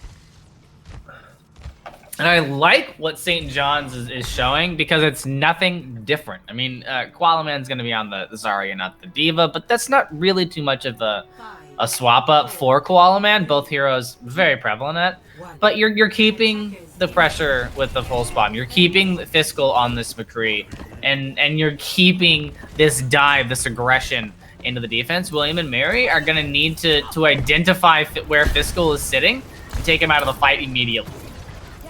Yeah, absolutely. You need to be taking Fiscal out of the fight immediately, and Unique now going to be playing that Pharmacy, so this is going to be even harder. You've got to be hitting these rocket shots from a football field away, and it is a 2v1 in favor of William and Mary. You know, the Pharah and the Mercy against the McCree, so Fiscal's going to have to hit a lot of shots without missing any because the Pharah can get healed up in plenty of time. But William and Mary now on this offensive push. Unfortunately, it's taking them a little bit, already half a minute off the clock, and nobody's been eliminated on either side. But as I say it, Max is going to be ripped apart by Mr. Koala Man there in the back line. A phenomenal anti-nade from Liam Lizard as well. And the aggression from Unique is warranted and coming to fruition, but needs to be very, very careful because they just don't have the support. The afterlife elimination, the stray rocket from Unique picks up Rich. Oh, that is so unfortunate. That is very unfortunate for Rich.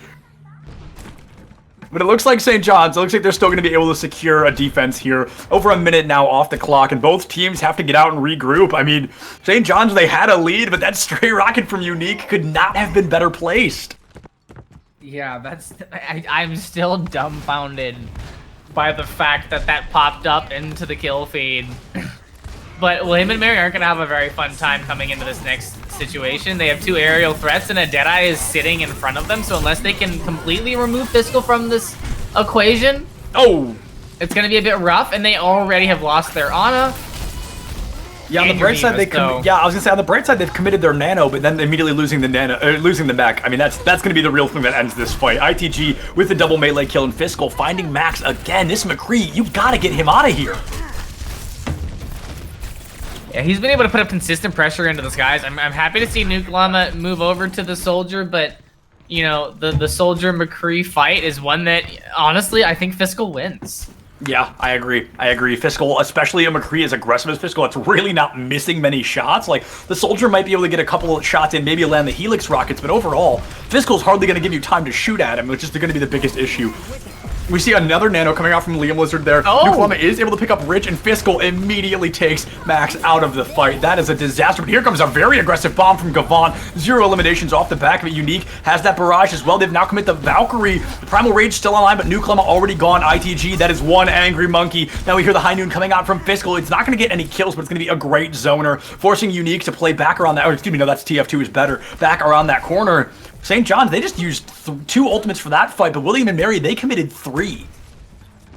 But they're gonna have that Primal Rage online to kind of distract a little bit, and the key for William and Mary is going to be finding a way to get Unique into the fight with this barrage. There's no defense matrix to gobble it up. You can get a lot of damage out of that. And if you can get that barrage into a good spot, you'll be able to basically just walk into the point and, gonna have to use it to save themselves from damage. Yeah, I mean, that was definitely a unique play coming out from Unique. Oh man, that wasn't even dang it, no pun intended. I didn't even do that on purpose, but Unique did a really unusual play there. He nanoed the opposing grab just to keep his team alive. So that definitely was something that was a good call. It didn't get any damage, but it kept the team alive, and now Max going to be caught out in the back line, somehow able to live just a couple more seconds, but will be eliminated. And Nuke Llama, great tracking there, able to find a headshot onto Rich. St. John's University currently up, or excuse me, it's going to be tied 5-5, but now as a Nano Winston is chasing you back into spawn. Nuke Llama going to commit the tack visor here. That is a fascinating choice, to say the least. A great anti-nade coming out from Liam Lizard there. A laundry caught in it as well. Going to be taken out by ITG, and while Nuke Llama may have been able to, never mind, not even going to be able to live there. Already a 4v5 in favor, making a 4v4. Liam Lizard able to pick up TF2 is better, and ITG with the Primal Rage, but it's Liam Lizard, that bloodthirsty support all over again, takes the Pharmacy out of the sky, almost single-handedly. A great sleep dart onto Max as well, and it looks like Max is not going to be able to touch point again. St. John's University, they are untouchable tonight. That was a phenomenal defense. Liam Lizard for MVP, anybody? Oh, I think so. Between Fiscal and Liam Lizard, I mean, they have been nothing short of phenomenal. And Rich as well on this McCree. We saw this coming out. This is something that I expected to see, is that a play of the game. I think it's 4 eliminations. Here's the first. There's the second. There's going to be, I think, at least 2 more in this matchup. That is a disaster. Rich finds TF2, and all of a sudden, there goes the rest of your team. The High Noon finding Gavant out of mech. Like I said, St. John's right now, just untouchable. Yeah, they look really, really strong. And you talked briefly about how they've been on this kind of rise of how they've been working, and you can see it showing right here. Last time that they went up against William and Mary, it was the 3-2 that they lost, and right now it's a 2-0. So, you know, William and Mary definitely still in the game. They are going to have at least one more map to kind of put the proof into the pudding and put something onto the board. But St. John's, they have a lot of pieces that are giving William and Mary trouble. I mean, the back line, for instance, on St. John's has, I don't want to call them untouchable, but they're unseparate. You can't separate them. Right. They're doing an amazing job of playing together. You pointed it out on Oasis. The Brig plays with Diana, never leaves her side. Make sure that nobody can dive that. And a perfect example of that is what we just saw on Numbani. Primal Rage into the hallway. Ana versus Winston, that's a death sentence if you don't have a sleep dart, which they didn't. So Rally pops up, Brig stays with Diana, and they're able to simply heal each other through that encounter for long enough to keep that Primal Rage at bay. Absolutely, and we're going to have William and Mary. They're going to have a little bit of time to maybe discuss their team comps moving into our third map, Volskaya Industries, as we throw it to a quick break. So we'll see you guys in just a couple of minutes. Everybody, check your posture, drink some water, and we'll see you guys in a bit. Don't go far.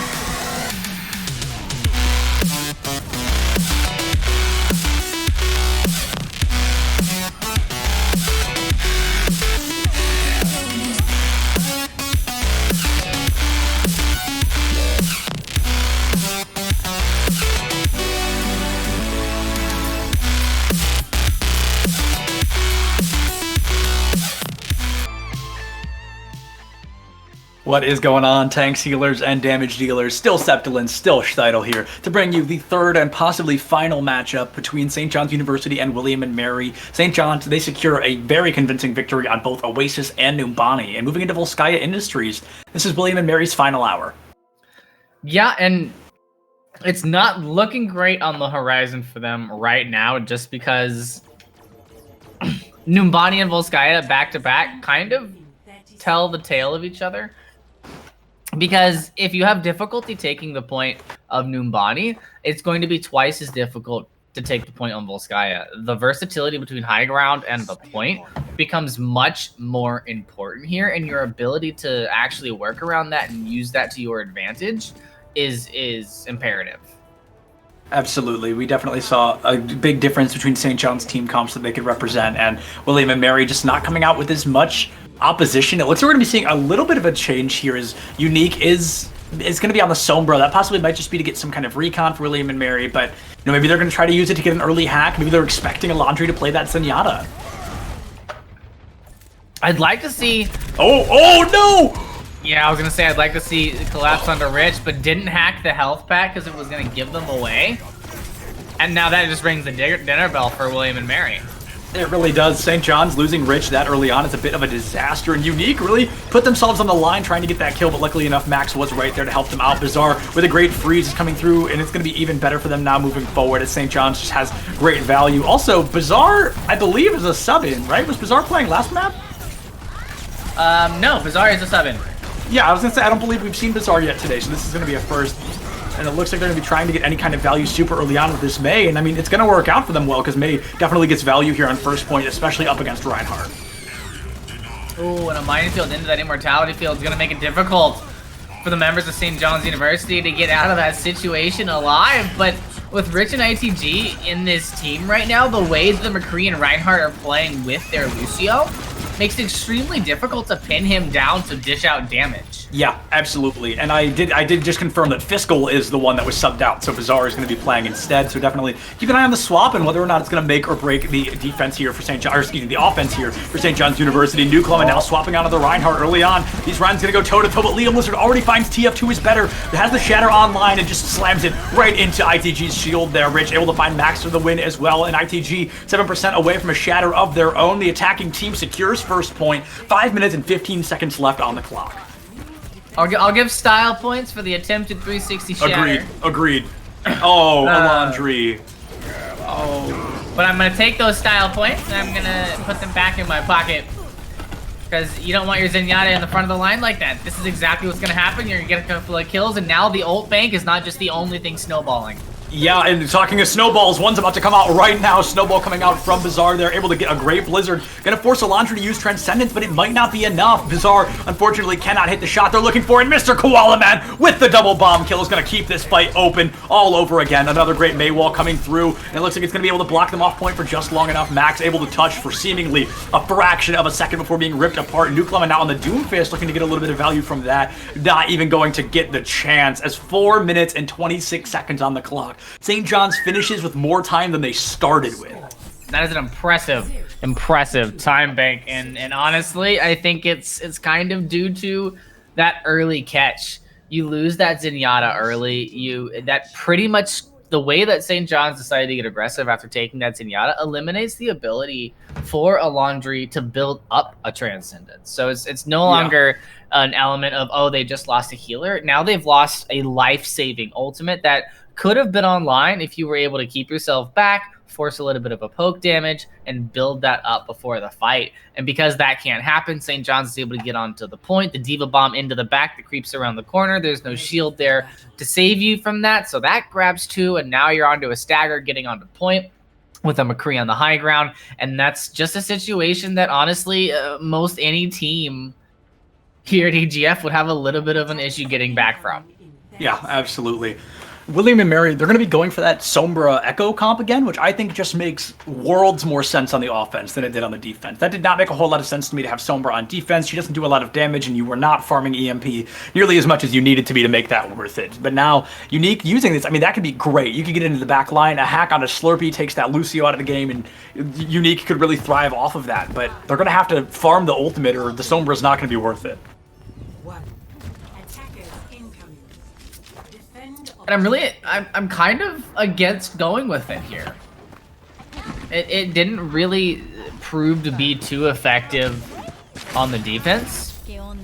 Oh, it's yeah, just for recon, seemingly. It looks like Unique's going to swap onto Widowmaker, which I'm also not the biggest fan of, but Unique, you are more than willing to prove me wrong. As long as you put your money where your mouth is, we can finally see a Widowmaker 1v1 on Volskaya Industries, which is not something you'd expect to see happening. Rich is going to be 13% to that visor, or not the visor, I'm sorry, the Infrasight, and Unique is only 5%, of course, due to that late swap. A lot of ultimates just passively charging, nobody really getting a lot of damage early on. Max for the win in the back line, no cooldowns available other than those adaptive shields, so getting caught in the back just a little bit, going to provide a lot of ult charge to St. John's, possibly going to give their life for the cause here, and it looks like those adaptive shields are just barely going to help them make it out of the fight.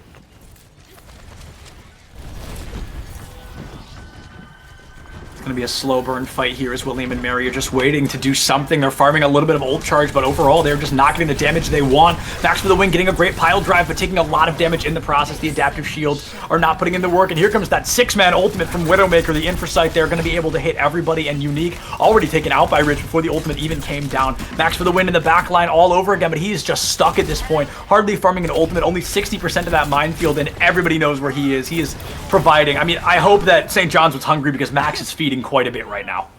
Yeah, especially getting stuck in that kind of loop of every time that the grapple's online, the boop's online, so you're having a little bit of difficulty there. But I like what William and Mary was bringing to the table, and I'm happy that we're seeing Unique switch over to something like the Pharah where they can have a little bit more impact on the fight, but keep Max pressuring Rich so that the Widowmaker can't focus down your Pharah. Keep St. John's University looking into their back line to allow you to make the space on the point to take the fight. Absolutely, yeah. You want to, like you said, you want to create that space to take a fight on point, and if you can't do that, you're never going to be able to get into point.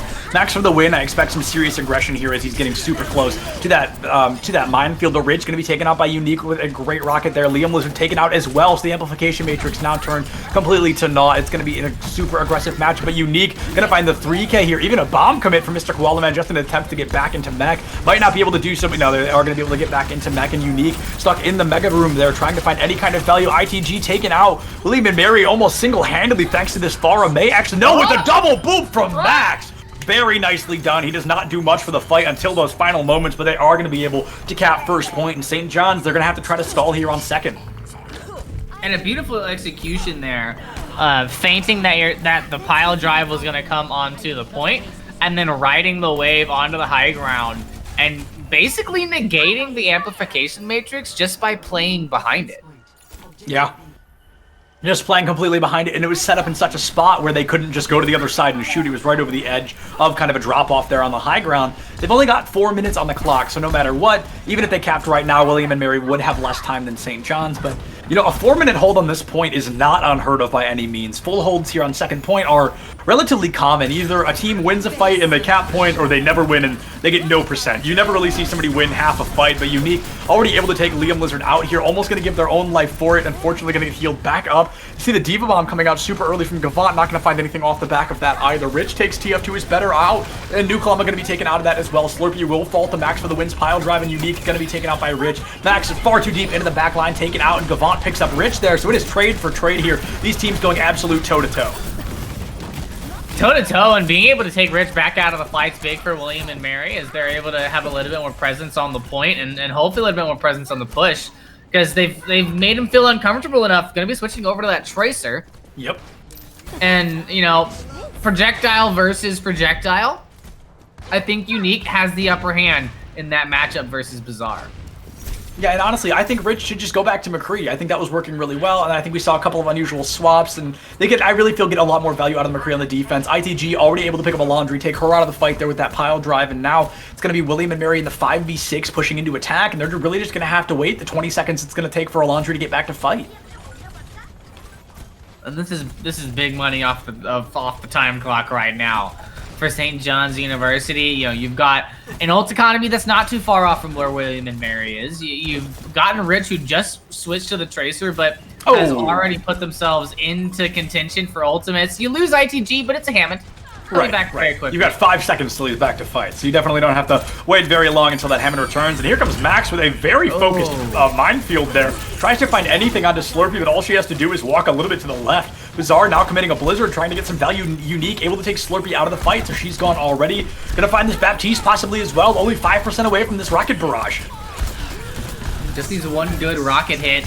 There it is. Looks for the D-Mech before the Rocket Barrage. A genius call. Gonna be able to find Liam Lizard, but the trade! The projectiles just do not move fast enough. A beautiful sleep dart in the back from Slurpee at the very beginning there, and Alondra getting a pretty advantageous pick. But Max would have had a lot more to say about that last fight if it wasn't for the sleep dart coming out of Slurpee.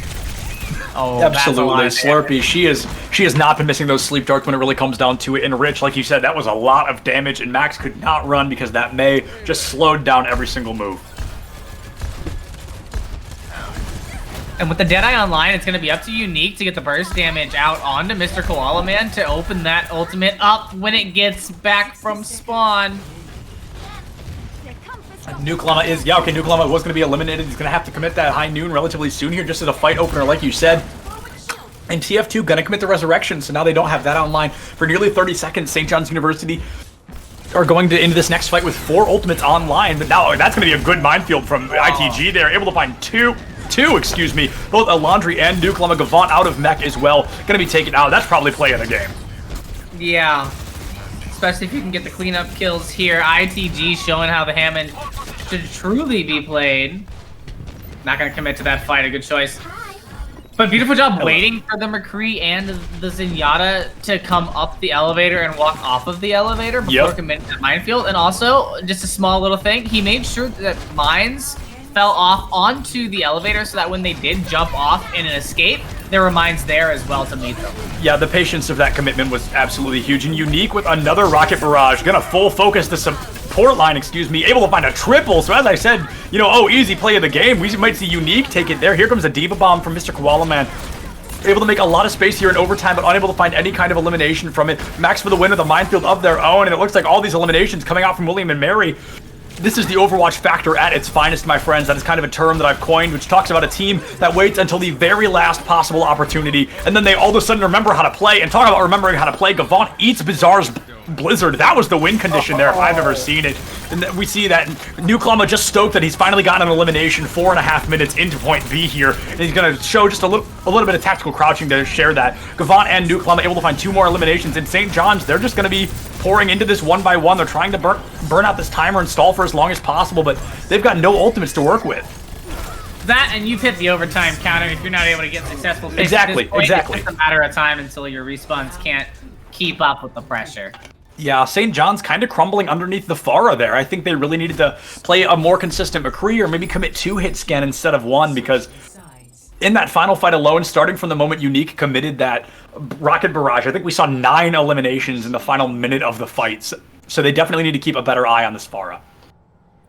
And it's a difficult thing to do when you have Max for the win on this Hammond causing so much issue. Because if you just say, okay, let me pay attention to the fire in the sky shooting these rockets, you then look at this Hammond who has the ability to boop you, then pile drive, and then while you're immobile, dish out more damage.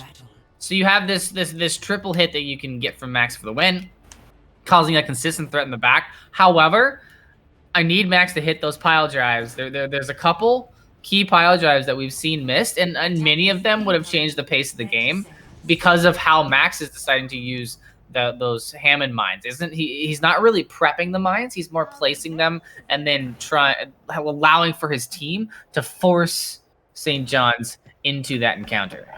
Yeah, and St. John's on their last offense gave us a relatively slow push. It took them, I think, about a minute, I believe, a minute and a half. So they really did take it slow. It was one continuous push. We kind of talked about that earlier. They kind of crept forward and found the eliminations they needed without overcommitting. And also, because William and Mary got pushed into overtime, they do not get another chance at this. Best case scenario for W&M here is this ends in a draw. So St. John's, they've got 4.5 minutes to cap 1/3 of this first point, and they can be able to win Volskaya Industries and take it 3-0 over William and Mary. But if William and Mary can stall for the next 4 minutes, then they're able to put this into a draw and force a map 4. And they're going to be bringing that Sombra back onto the table again. And I need to see that impact happen. But look at Rich. Rich is just lying in wait on the McCree. Yeah, Rich is just waiting slowly but surely. He knows there's a Sombra in the area, but can't pinpoint quite where. I don't think he has any idea how close enough he really was. It looks like he's going to be taking a lot of damage from Nuke Llama super early on. Almost gets taken out here. Bizarre, Rich, and Mr. Koala Man.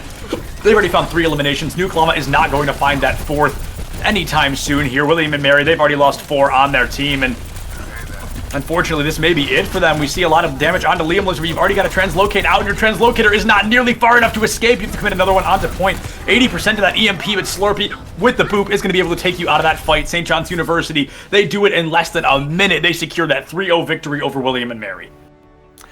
And the Sombra pick for me is really a bit of a baffling choice, in my opinion. You can build up EMP quickly, but only if your Sombra has the ability and the oh, look at that tech. Yeah. That corner jump, beautiful. Yeah, ITG did get play of the game, so definitely a good look there. Able to find those 3 eliminations, and overall, some great gameplay. But like you said, the Sombra just does not work if you're not getting the utility you need.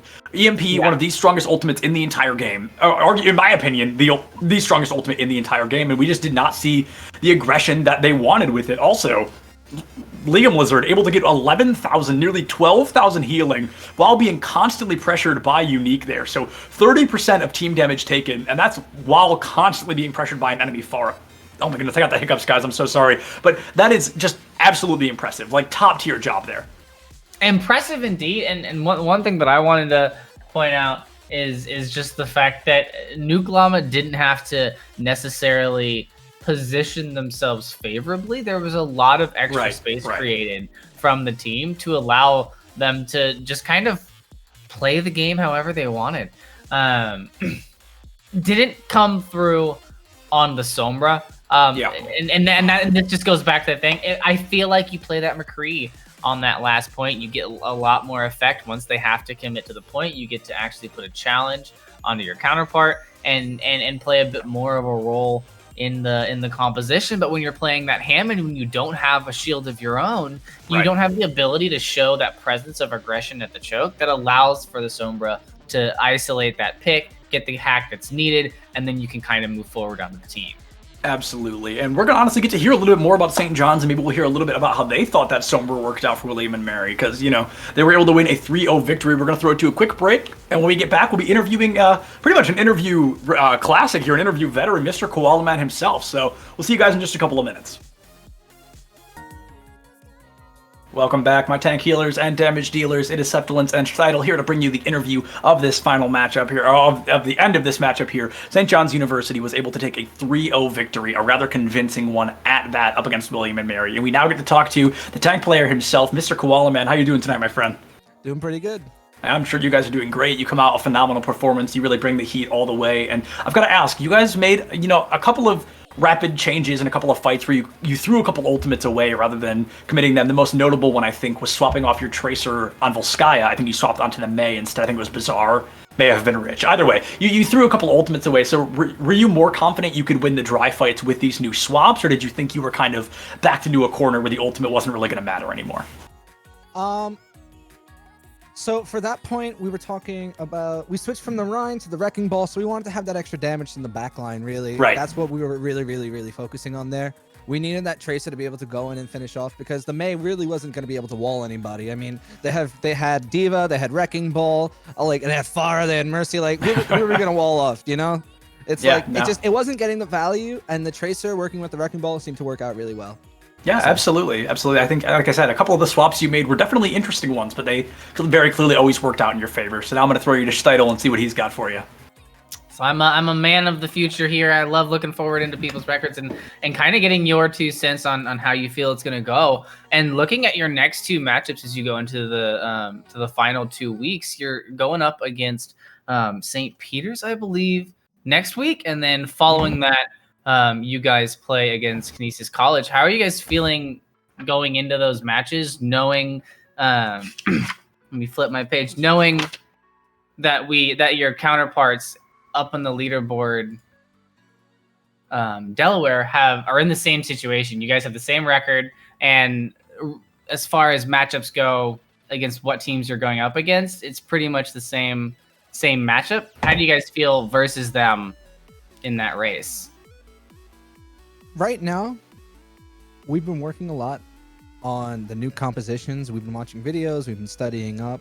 I mean, last week was difficult, but we came back and we beat St. Petersburg. So I'm not saying that it's going to be easy, but I'm confident in the team that we can do it. Yeah. And for the team after that, we're really taking it one game at a time. Rather. I don't know anything about them, if I'm honest, but we'll do our due diligence. You know, we'll do what we got to do. We'll get in there. We'll swing some hammers. We'll DM something. Not my grabs, preferably, but we'll see what happens. I like to hear the confidence. Absolutely. You love to hear that coordination. I love the mindset of 1 week at a time as well. You don't want to overwhelm yourselves. You don't want to think, oh, in 4 weeks we have to fight this team. You want to think about who's coming up next, who's that next opponent. And you guys, I say this all the time, have been on the up and up like crazy. I mean, you guys have really brought it back since that fall split into the spring split, and I am so very excited to see what you guys are going to do. And before you go, I want to ask, is there anybody you want to shout out? Is there anything you want to plug? This is now your time to do it. I just want to plug my team, and I've been watching Coach Hayes on YouTube a lot. He's been helpful. All right, awesome. Yeah, you love to hear it. Also, if you could give a little shout out just from me to Liam Blizzard, one of my favorite support players to watch, just an absolute madman out there on that Baptiste. So if you could let him know he is one of my favorites to watch, that would be great. Thank you so much for joining us, Mr. Koala Man. It was a pleasure to talk to you, and please tell your whole team, congrats. We cannot wait to see what you guys do in the future. Absolutely. Thank you. You just made Liam's night. I guarantee it. I'm glad to hear it. All right, folks. And with that, we are going to have a rather extended break once again. This game ended, pretty quick. Another 3 Overwatch back to back. We've got one more matchup between Shidle and myself coming up in about half an hour, 9 p.m. Eastern. So don't go far, folks. Check your posture, drink some water, and we'll see you in a bit.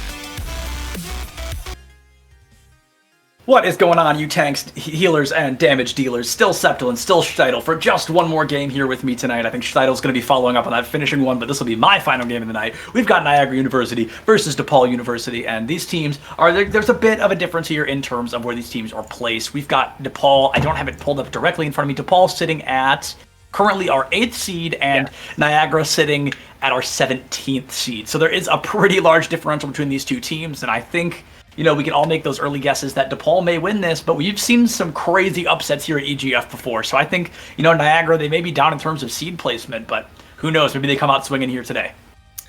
Yeah, and you know, they've only been able to put 2 under their belt so far, but if you look at their map differential, it's a bit of a similar story. They've only been able to take 6 maps so far this season. So for them going up against DePaul, it's a workshop match in my opinion, where, you know, you really want to make the big plays happen, but you need to play it carefully. You need to play it slowly, and you need to learn how DePaul is taking their engagements and then flip it on their head. I don't really expect Niagara to come out with anything too wild and crazy that's going to throw DePaul off the kilter. So it's going to be key that they're using what DePaul is good at against them.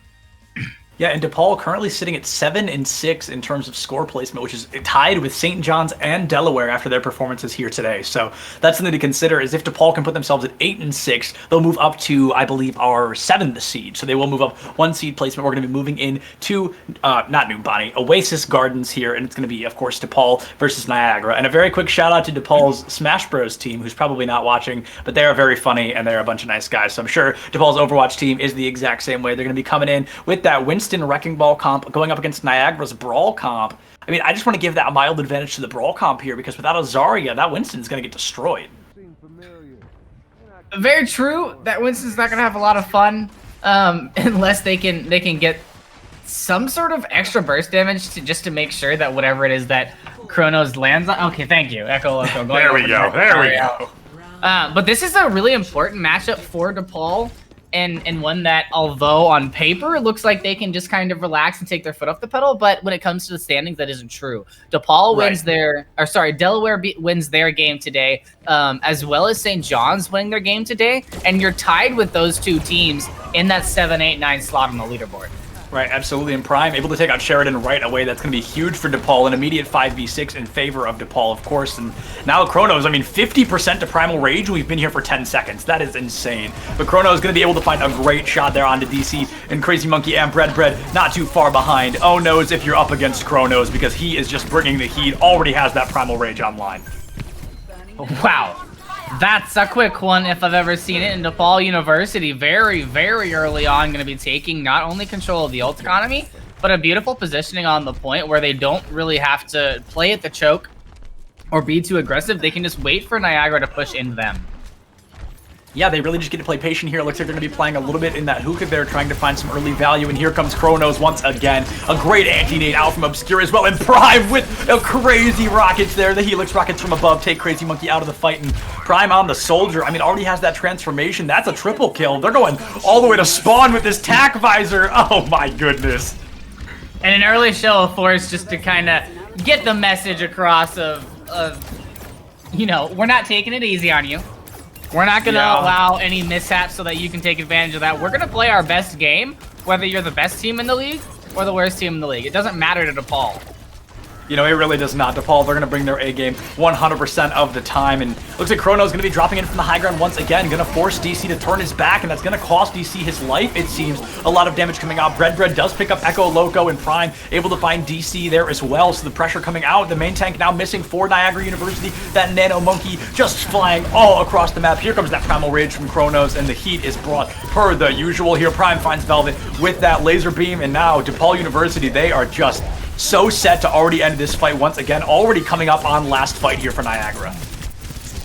And beautiful awareness from Chronos to leave Aristalia in that back spot, knows that he doesn't have to finish her off with the Tesla cannon, is able to kind of just let that go and allow for Icarus to pick up that pick.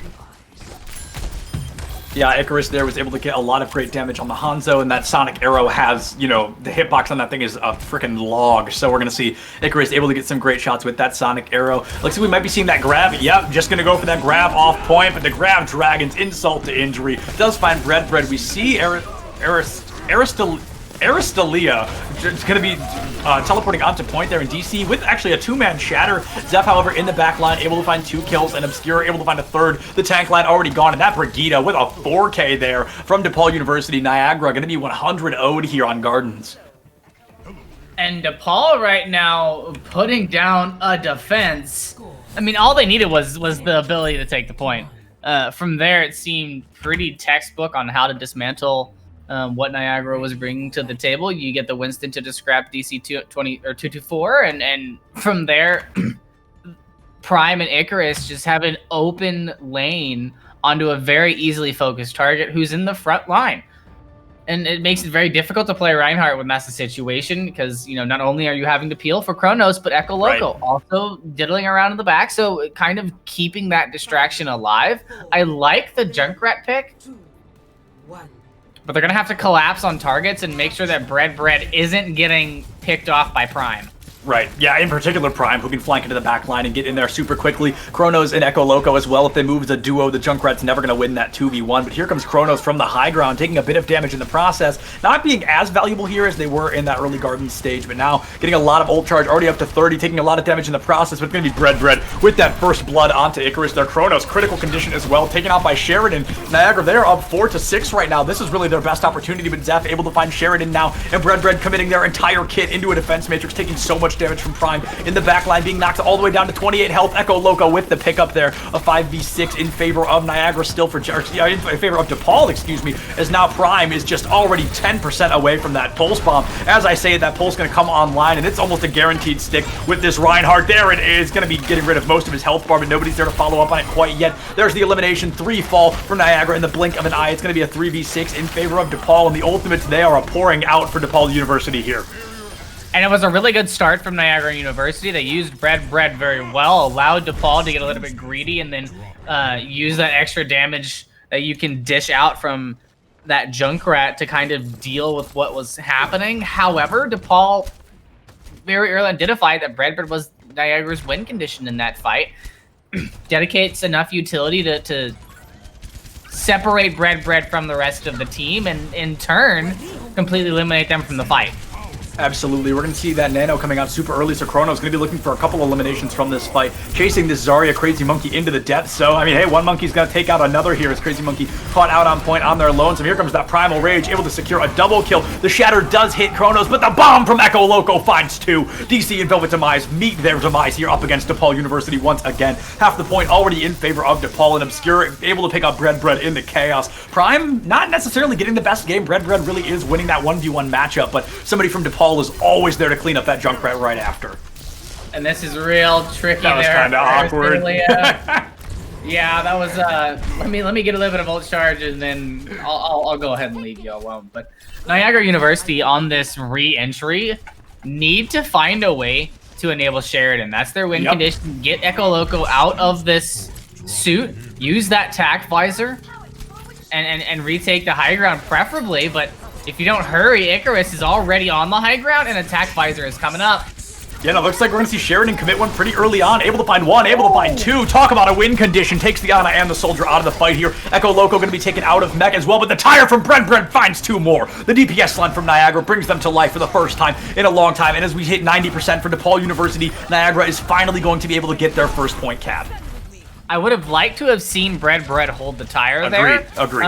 It got the job done, yes, and you stopped some ult charge, but for the most part, that grab tire coming into this next fight is perfect. All they have is a rally to defend themselves. Yeah, and now you've got that grab online, but you've got nothing to combo it with, like you said. Maybe grab Coalescence, but that's not going to be getting a whole lot of kills. Bread, however, is going to get rid of that tack visor from Icarus, able to find them with another great mine coming out. Here comes that grab, but it's eaten by Echo Loco. DC going to be taken out as well, and Echo Loco, one hungry diva, already putting 1 ultimate away. Crazy Monkey's ult down the drain, and now able to find a kill onto Prime, already 10% to another one, but I'm not sure if you're going to have the time to use it. You've got the kill advantage for just a moment, but Chronos finds 1, Obscure finds another, and DePaul, they've got the numbers in favor once again. Here comes that Nano. We We do not have a blade. However, it's going to be that Nano Monkey getting up close and personal with the front line of Niagara, and Obscure with another anti-nade kill. That has to be like the 5th or 6th one at this point. This Ana is, is just insane with these offensive plays so far. 99 ticks into 100 into Paul with a very convincing 2-0 win here on Oasis.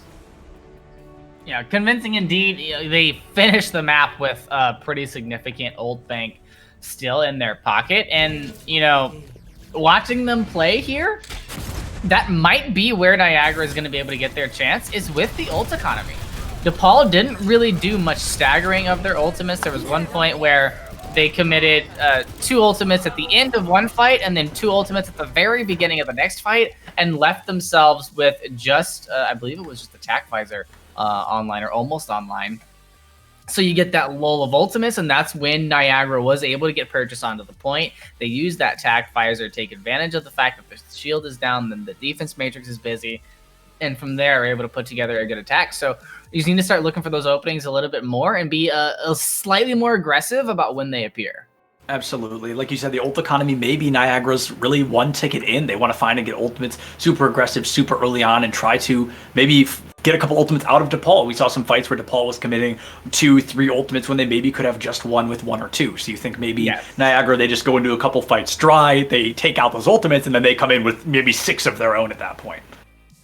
Yeah, that way you have the ability to use more the game's ability, and the fact that you have superior firepower with the kit that you're able to bring to the table when you have an ultimate online. And on top of that, that's just kind of the opener. If you're able to start recognizing that and then only use 2 ults to take that fight, now you have DePaul University coming into a situation where they have to play poke, they have to play retake, and then you can start to get that snowball rolling. Use another 2 ults the next fight while you're still working on getting the 2 that you used back, and you've still got a couple of support ults just in case they throw out something into the mix. And if you can get that rotation into work against DePaul, I feel like you're going to be in a pretty good spot. Yeah, absolutely. You could be in a good spot against DePaul. Like the phrase you used earlier, we saw a couple cracks in their armor here on Oasis. They had a relatively good performance. They really found a lot of fight opening eliminations, but there were a couple of times where they made small mistakes or just a couple of ability uses that didn't necessarily add up, and they did lose a couple of fights there. There were a couple fights they won when the numbers were not in their favor, and I feel some of that maybe dedicated to skill, but some of that also kind of lucky that they were able to get some of the kills that they did. So DePaul, they have some weak spots. Niagara just really has to start taking advantage of those and utilizing them a little bit more efficiently. Especially coming into Numbani, and you guys have heard me say this all day, but Numbani for me is actually one of my favorite maps when it comes to testing a team, because you get to see 3 different sides of a team. That initial point, whether you're defending or you're holding, is in my opinion the test of how can we play separated. A lot of the times you're forced to not play in a death ball composition on the defense, or you're forced to try and take the high ground on the offense, to where it separates your team a little bit, and communication and like actual synergistic team play become extremely important. But you go to the streets phase, and that's when the death ball kind of can come to life. And in that third point, it's really any man's game when it comes to what you want to run, because it's such a short distance to go. Yeah, it really is a very short distance in the third point map or the third point of Numbani, and it really depends who uses their ultimates effectively. Because if you've got 6 ultimates and you blow all 6 of them, it's like then all of a sudden you have to be pushing in a little bit aggressive there, and you have to be dry pushing into a team that's going to have ultimates. And we did see a couple of times where Niagara, they committed a rip tire when we both kind of agreed maybe it wasn't necessary. We saw a couple weird ultimates from DePaul as well. So you have to think, one ultimate from any of these 12 players could make or break a fight for their team. Certainly, and I like what I'm seeing from Niagara University, because Chronos is going to come out on this Winston. Echo Loco is going to come out on this Diva. Yes, they can play other heroes, but there is no reason to do so. Right. It worked in the previous engagement, and this is the perfect map to keep it working. And they're going to be the spear, or the point of the spear, I will say. And a lot of pressure is going to be on Icarus in the back line to get that shield break and open up opportunities. Yeah, DC is probably going to be a little bit more aggressive in terms of this defense here, knowing that they're able to hold up that shield. And there's not a lot of spammage coming out from DePaul. They've got the Echo, but she's probably not going to be focusing that Ryan shield the same way the rest of the team may be. Looks like Prime maybe reconsidering a strategy there. It looks like they may be waiting to push in as a team here. Echo Loco going to be the first one to push in, so a bit of a solo journey, and there it is. Okay, I was like something has to be happening because nobody is attacking anybody, but it does look like we are going to have a pause. It looks like maybe there was a disconnect as we go into this, as we come back to cameras here. It looks like all 12 players were still in lobby, so I'm not sure if somebody was just lagging super hard and they needed a pause, or maybe somebody wasn't actually back at their computer, but, you know, only time will tell. And just kidding. Yeah, we're back in, but, you know, that brief pause, that brief second there, DePaul got information that Niagara didn't. Yep, very true. Very true. DePaul got a little bit of information. They knew who the team was, and Niagara still has no idea who they're going to be going up against other than this Diva who threw herself forward a little bit, and they were like, okay, they've got a Diva, but Diva can say, okay, they've got Reaper, Junkrat, Reinhardt, Zari, so they really did get a lot more information that Niagara was not given, and wow, the Ana does not even get to blink there as Kronos finds the elimination straight away. Icarus able to take out Bread as well. Niagara, just 2 already gone, a minute off the clock already, so a slow push from DePaul, but it looks like they are not going to be able to get anything happen quite yet. Icarus finding Sheridan, DC, Crazy Monkey gone. Blink and you miss it. That fight's going to be over. DePaul already with the first point cap. Yeah, and with that information that Echo Loco is able to glean from going up onto that high ground, looks to the left and sees 4 members. Sees everybody but the Ana and the Reaper over on that high ground, and is able to go back to the team and go, okay, guys, forget that push. Come over with me. We're going to go main. We're going to jump up top right, and they won't have time to react. Right, there just was no available time to react, and I mean, we see, look at the ult difference here. DePaul, they've got a bunch of ultimates well past 60, 70%, and now Niagara, they're just now getting, you know, none of them have topped 60 except for DC, so they're definitely a lead here in terms of DePaul's ultimate bank. Obscure has that nano online, and there's no Genji, so it's probably going to go onto that Winston. Echo Loco saying they need healing, but that health bar is full if I've ever seen one, so maybe they're just a little bit anxious about moving into this next push, and I'm just waiting to see. The nano boost is going to come through there. The nano confirm onto the Winston is going to be huge. It looks like they're going to be able to find a lot of great value early on. Prime going to be on a Reinhardt of their lonesome here, and Kronos able to find a triple in the mix-up. Prime has the shatter, hardly needs it, and Niagara. Oh no, they get the kill, but Sheridan, that was a good 10-20 second stagger. Yeah, that's gonna really hurt Niagara coming into this next engagement, because this first corner of the third point is vital. This is the moment to take your stand, but you can't do that if Sheridan's still coming back from spawn.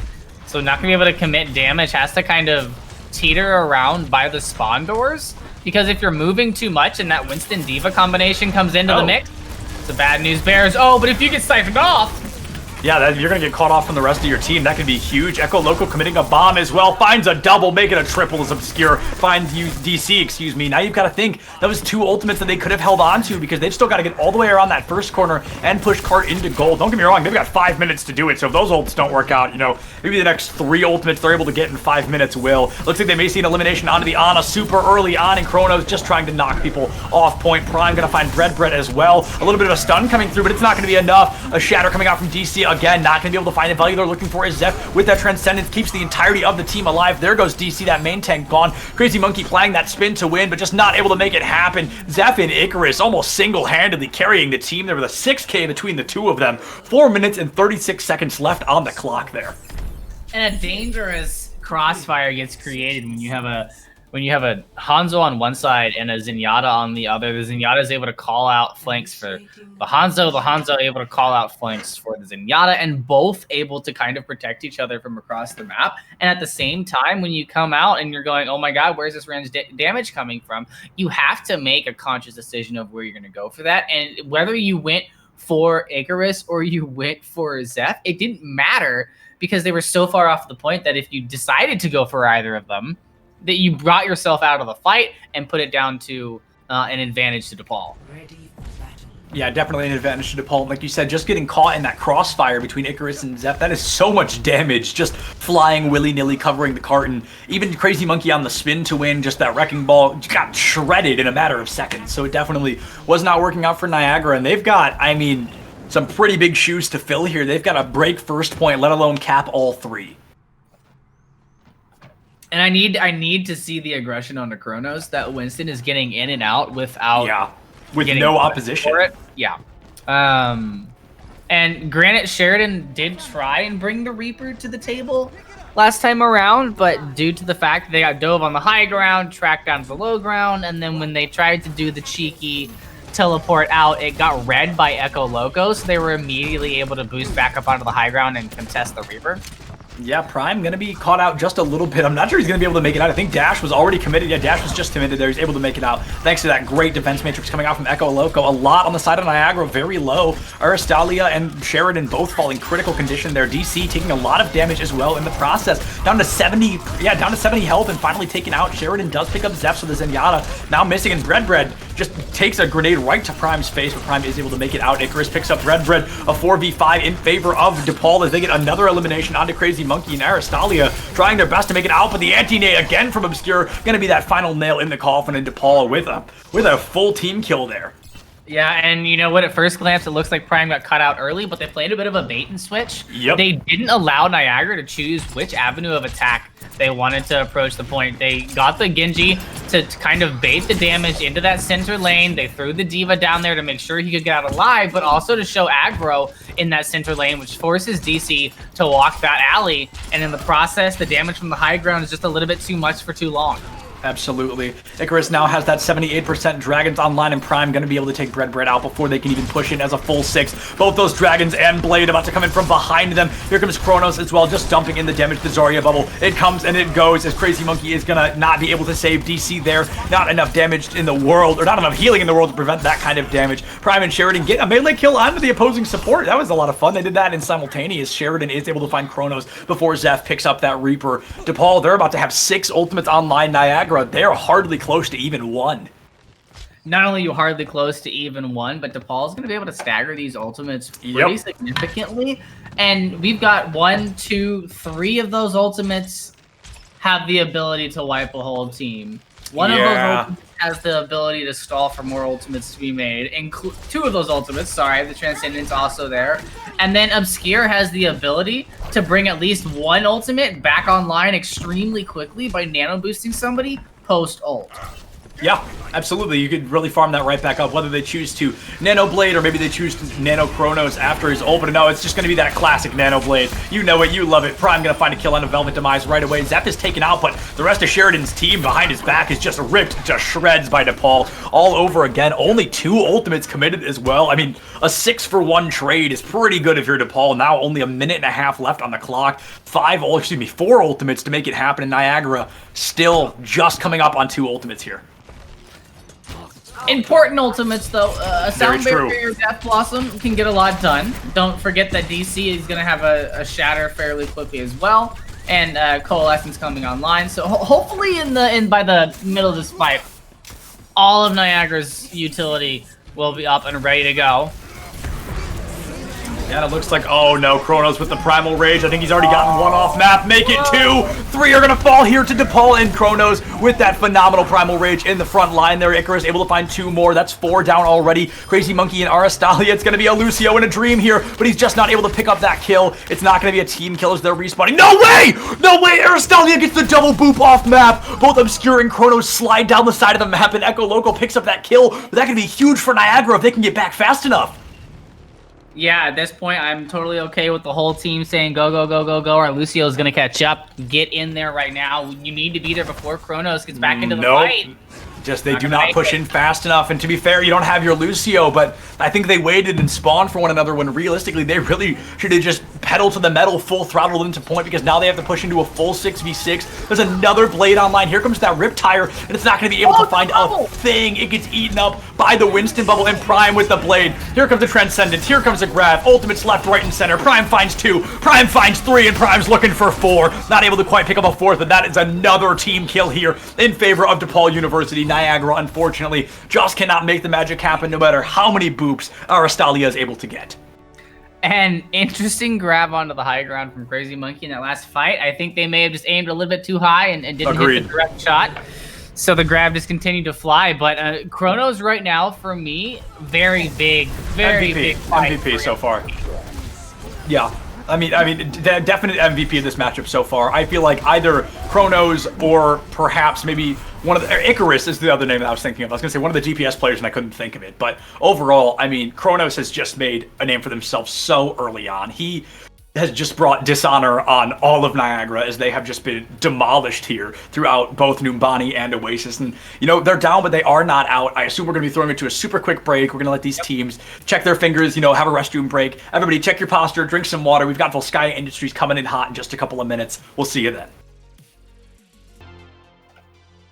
Welcome back, my friends. DePaul University versus Niagara University, and it has been a bit of a shutout here so far on these first two maps. DePaul University has won both of them, as you can see from the score below us, and now we're going to be moving into our third and final map, possibly final map, I should say, Volskaya Industries, and I could only guess that DePaul will probably be starting on the offense. That would be my assumption, especially because when it comes to these two CP maps and you have control of the match like they do currently, then you want to kind of finish this out as quickly as possible. So when you go to the attack, you get to determine the pace that things are set as long as you're continuing to be the controller here. But for Niagara, this is an opportunity because the defense typically is the one that actually gets to dictate that pace depending on how you want to hold. And so if you can play a little bit more of a poke battle, you know, maybe you have to commit to a fight on point so that you can utilize high ground a little bit more especially, but you need to find a way to draw out that first point fight because you're most likely going to have to fight for point 2 as well. Yeah, absolutely. You're going to have to make that fight for second point, especially if you're Niagara, who's on defense up against a school as strong as DePaul right now. You kind of have to make that assumption. You need to have a plan for point B because there really is a realistic chance that you end up there. So you're going to be coming out. It looks like Bread sticking to that Junkrat, and yeah, I don't see anybody making any crazy changes. We've got Prime on the Reaper, Icarus on the Mace, rather than the Hanzo. I would argue that's probably the biggest change that we're seeing, as well as Sheridan now off that Reaper and onto the Ashe. But I'm okay with it. We saw a little bit of the Ashe on Numbani, and it did work. The issue is that DePaul was just a little too aggressive on the dive, so that there wasn't really much that the Ashe could do. But now playing against a bit more of a stagnant comp that isn't going to be able to jump on you on the high ground, I mean, realistically, Obscure is the only one that you're looking out for. Right, right. Yeah, and Obscure not on the Ana anymore, so those anti-nades are not going to be coming out quite like they were in those last couple of games. A great wall early on from Icarus, though. Going to find a charge into a Bread, able to pick up Icarus in the fight, but DC going to be the next to fall. There goes Crazy Monkey, and Obscure gone. It is a 2-for-2 trade. No Immortality Fields now online. The main support missing for DePaul is going to be a huge notch in their plan here. Echo Loco is able to find Sheridan, and we hear those wings going up, but Arastalia's wings will be clipped before that resurrection can be brought online. Chrono's able to find Bread, and DePaul in less than a minute. They have steamrolled Niagara through this first point. And your win condition for Niagara was Sheridan in that situation. You wanted to play poke for a little bit of damage, but eventually you were kind of back out and allow for Sheridan on the range to put pressure onto DePaul as they progressed onto the point. But a beautiful read on the fact that Crazy Monkey used the bubble on DC very early. Yeah, absolutely. To get that charge. Oh, and Bread has no idea. Oh, good. He's gonna be able to drop down on the low ground. This Mercy might be taken out in exchange, but no. The mind from Bread actually gets Prime out of that fight, gets to live another day, and he's gonna teleport right back in. Prime teleporting into the back line, might be able to find one, looking for another, bringing the damage onto the tanks, finds a second onto Bread, gets trapped, but the Shatter gonna be able to follow up. Prime finds 3, looking for a 4th, gonna be able to take out that Mercy with the help of the team, and DC looks like they may be the 5th, but no, it's gonna be Velvet Demise on the high ground, just barely able to make it out with their life, but Prime is thirsty for another kill, looks for it, and it looks like they're not going to be able to get an Echo Loco, however, and here comes a Death Blossom right out of those spawn doors, picking up Arastalia. Guys, you've got to be kidding me. DePaul, these people have families. That is 5 minutes and 17 seconds on the clock for DePaul, capping both points here on Volskaya Industries. And there's not a lot that you can do in that situation. There's you want really not. To be on the point and have a presence, but you don't have anybody that can scare Prime away. You know, Sheridan has to hit a precision shot. Bread, using those projectiles, you can navigate through those. And with the increased distance that Reaper has on those shotguns, he gets to play a little bit more his own style. And because of that, Prime's able to, like you saw, uses the Wraith Form to get out and immediately recommits into the backline with a fairly obvious teleport that didn't get exploited. Yeah, there was definitely a couple of very cheeky teleports coming out from Prime there. The one, particularly when he got knocked out of the fight and teleported himself smack into the middle of it, was definitely a bold move to be made, but all of Niagara was not paying attention to the back line. They were looking forward, and nobody took advantage of the fact that he was going to be, right behind them. So they definitely paid for it. Sheridan got ripped up, Bread was gone, and after that, I mean, Niagara had just collapsed. 5 minutes and 17 seconds. That is quite the time bank, and now Niagara, they have to come out with the craziest offense that we've ever seen. And they're not really bringing anything too special to the table, but I'm interested to see how they try and make the Symmetra work. Just a telly out of spawn, or are they going to go for a cheeky play? Oh, they're keeping it. They're going to be going for some sort of cheeky play here. Yeah, They need to be careful, however. It's a dive. They can exploit this. Just dive on the teleporter and win the fight. Yeah, I mean, maybe they're going to go to teleport up onto that high ground right in front point, but no, they don't even get the chance. Yeah, they don't even get the opportunity to go through. And now Sheridan stuck on this Symmetra, the teleporter just not working out like they want. They're getting a lot of free space. It seems like DePaul may be allowing them to move through the choke, but here comes Kronos, that turret destroyer in form of Winston here, putting the pressure on, trying to get any kind of value, but Prime as well, just putting in the work. Sheridan now getting a lot of charge off that Winston bubble, trying to find a teleporter, but it looks like this one might get destroyed as well. Nobody gets through it again, and a huge anti-nade from Obscure, able to find both of the DPS, a 3v6 in favor of DePaul. Once again, Niagara, the supports are able to live another day, but I mean, Aristalia is not making it out of this one. Yeah, and the positioning for DePaul right now is that, Icarus on this high ground with the help of Echo Loco is strong. But the fact that Obscure and Zeph don't have to be in the fight and put themselves in danger at all. Right. Is key to the way DePaul is playing this defense.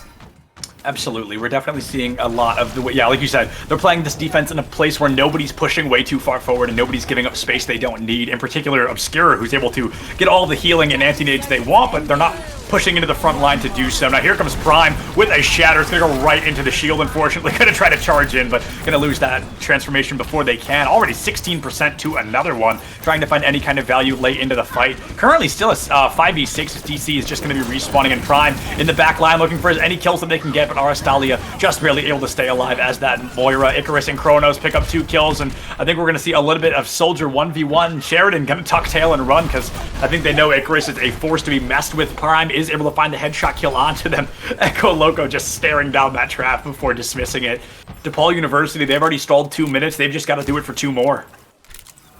And for Niagara University, you have to hold your ult economy here. You still have 1 minute and 50 seconds, which means you have time for a dry push. Get something out of DePaul University's bank. Get your Graviton online, and then, pop that through with the Coalescence or let your Reinhardt swing through is going to be your best bet. Absolutely. Oh, a great sleep from Obscure. They're going to be able to get a triple anti-nade as well. So the entire team just getting absolutely messed up there. Prime already finds Velvet Demise. That B offline, and here's Prime with another one. Going to be coming out here onto that Reinhardt, able to find a bit of a triple shatter, I believe. Just dumping in the damage, but finally Zeph just lets Prime unleash. A quadruple kill coming out. A play of the game if I've ever seen one. And I thought he was going to go off the map, but no, Prime does make it all the way to that mega. 1 minute and 8 seconds left, 2 ultimates on the clock, and Niagara University, they've got those support ultimates in a dream here. Yeah, you were able to build up your support ultimates, but that's about it. Crazy Monkey not being able to get that Graviton back online. This next fight becomes extremely difficult for Niagara University, but an early pick could be the answer. Sheridan able to find one onto Prime, and with no Resurrect available for DePaul, Niagara has an opening here.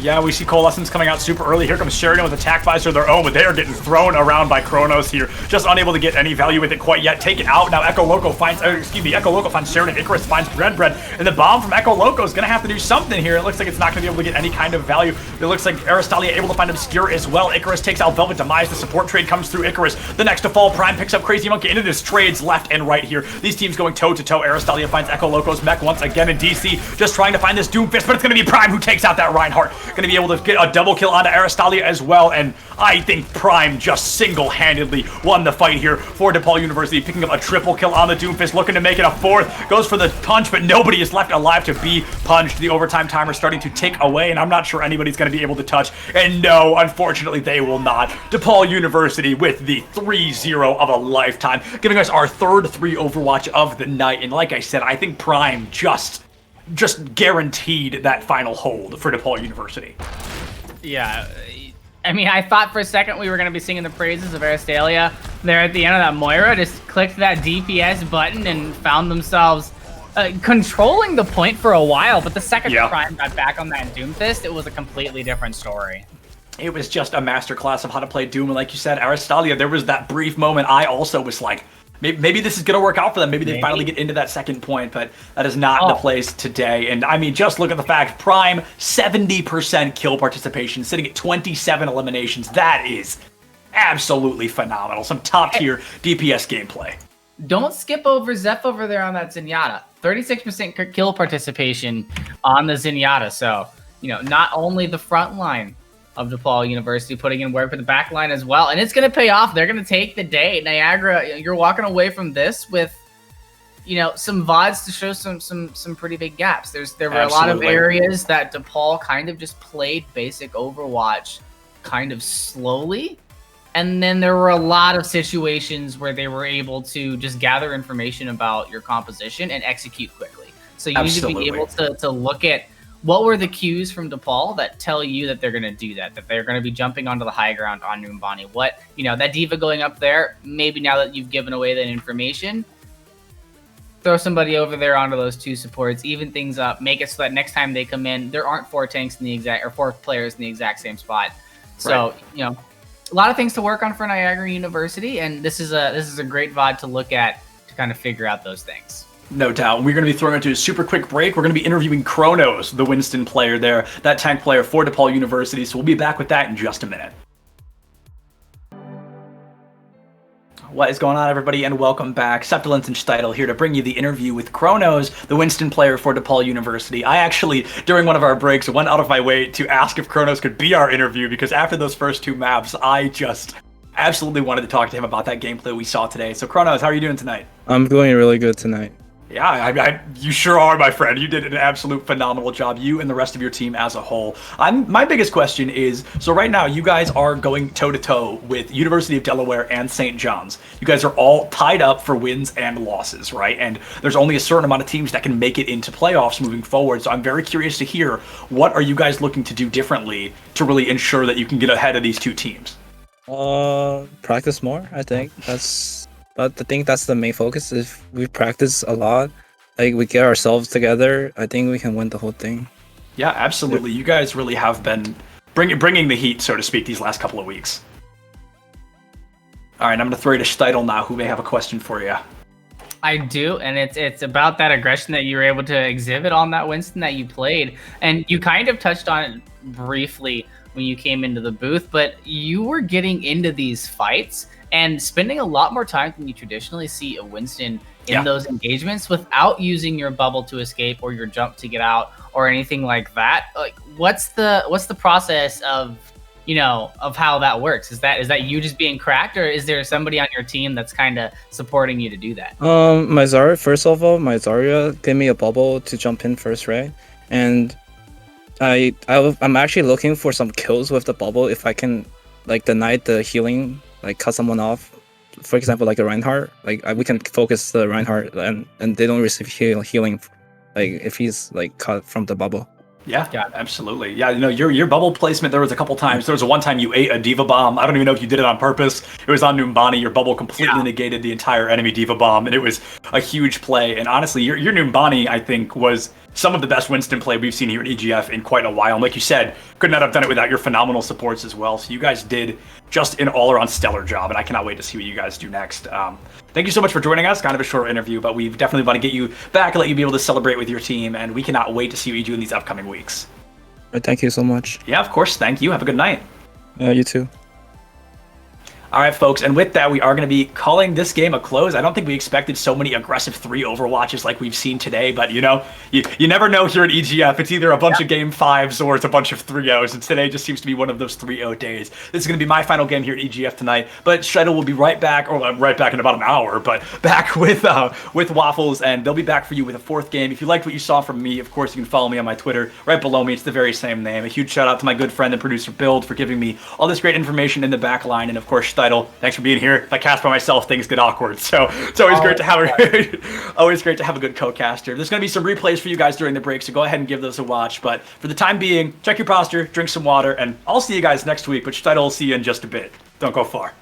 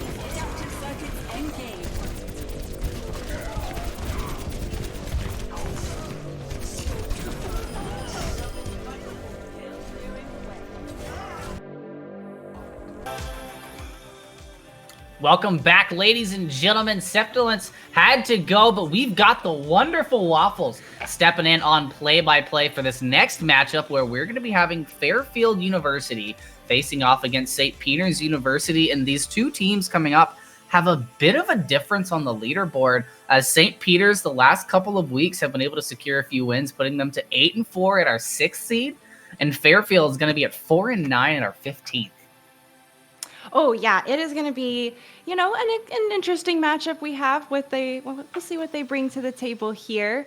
Like you said, St. Peter's is ranked 6th at the moment, so higher in the rankings, but still have some left to prove there against the other upper teams. Yeah, and it wouldn't be the first time that we've seen an upset happen, especially when the meta is in such fluctuation. I don't want to say fluctuation. It's in freedom right now. There's a lot of wiggle room as far as what you want to bring to the table, and we've seen a lot already on stream. The Hammond, the Winston, the Reinhardt, the Zarya, the D.Va. I mean, we've seen pretty much all of the tanks. It's a pretty nice meta to be in. I totally agree. And as someone with, someone who watches the game and our viewers too, getting such a diverse experience all the time, we've seen those old Overwatch seasons where it's the exact same meta over and over. We always see the same characters played. And well, here we really get a chance to see the diversity teams have in their arsenal, right? A lot of metas really get you kind of cornered into a certain role or team style, and well, when the meta's not locked in, the freedom is there for them to choose their poison. And I'm liking the different compositions that we're seeing already off of the bat. Fairfield University going for a bit more of a hold our ground composition, while St. Peter's going for the flyby composition, which really focuses on getting a little bit of damage in and then allowing the Tracer and the Winston to just collapse in for some burst. We saw St. Peter's do a little bit of a jump up there, but they are actually the first person to go down in this fight, with Blob getting taken out. He is brought back to life very quickly after that, but we'll have to see if he can continue bringing a strong contribution to this fight. He gets chipped down again and does manage to finish off the Ana as well. And well, frankly, St. Peter's is looking real good now that they've got the advantage, and they're just going to clean up Fairfield and cap the point. Yeah, pretty quick take from St. Peter's. They didn't even have to finish the fight. And one thing you'll hear me say a lot is finish your plate. You really want to make sure that you're not allowing anybody to get out alive. You want to get all that ult charge for yourself, but they didn't have to. They were able to get those first few picks and then position themselves to where Nachos and Rez can deny the re-entry from Fairfield onto the point and gain a lot of control. Yeah, it'll be interesting to see also what Blob wants to do with this dupe coming up. Is right. The dupe comes through even after they've already gotten the pick. Reinhardt charges through, and well, with Blob's dupe, it's probably going to be easy cleanup here. An Earth Shatter quick. They're going to have to retreat. Nice consolation pick, though, from Walk to take Sellout Squad out of the equation, because coming into this next engagement, Fairfield, as long as you back out, allow for that health regen to come in from spawn. Well, never mind. Min got the res. My point is no longer valid. Point is moot. That's fine. Good job, though, for Min, keeping everyone alive, and well, not having to wait for that teammate to come back from spawn means they don't have to gently regroup and give any ground. The Ant Matrix is popped, though, for this engagement from St. Peter's, and it is a good thing. The Earth Shatter came through and they were there, and thankfully still able to be topped up through that Ant Matrix.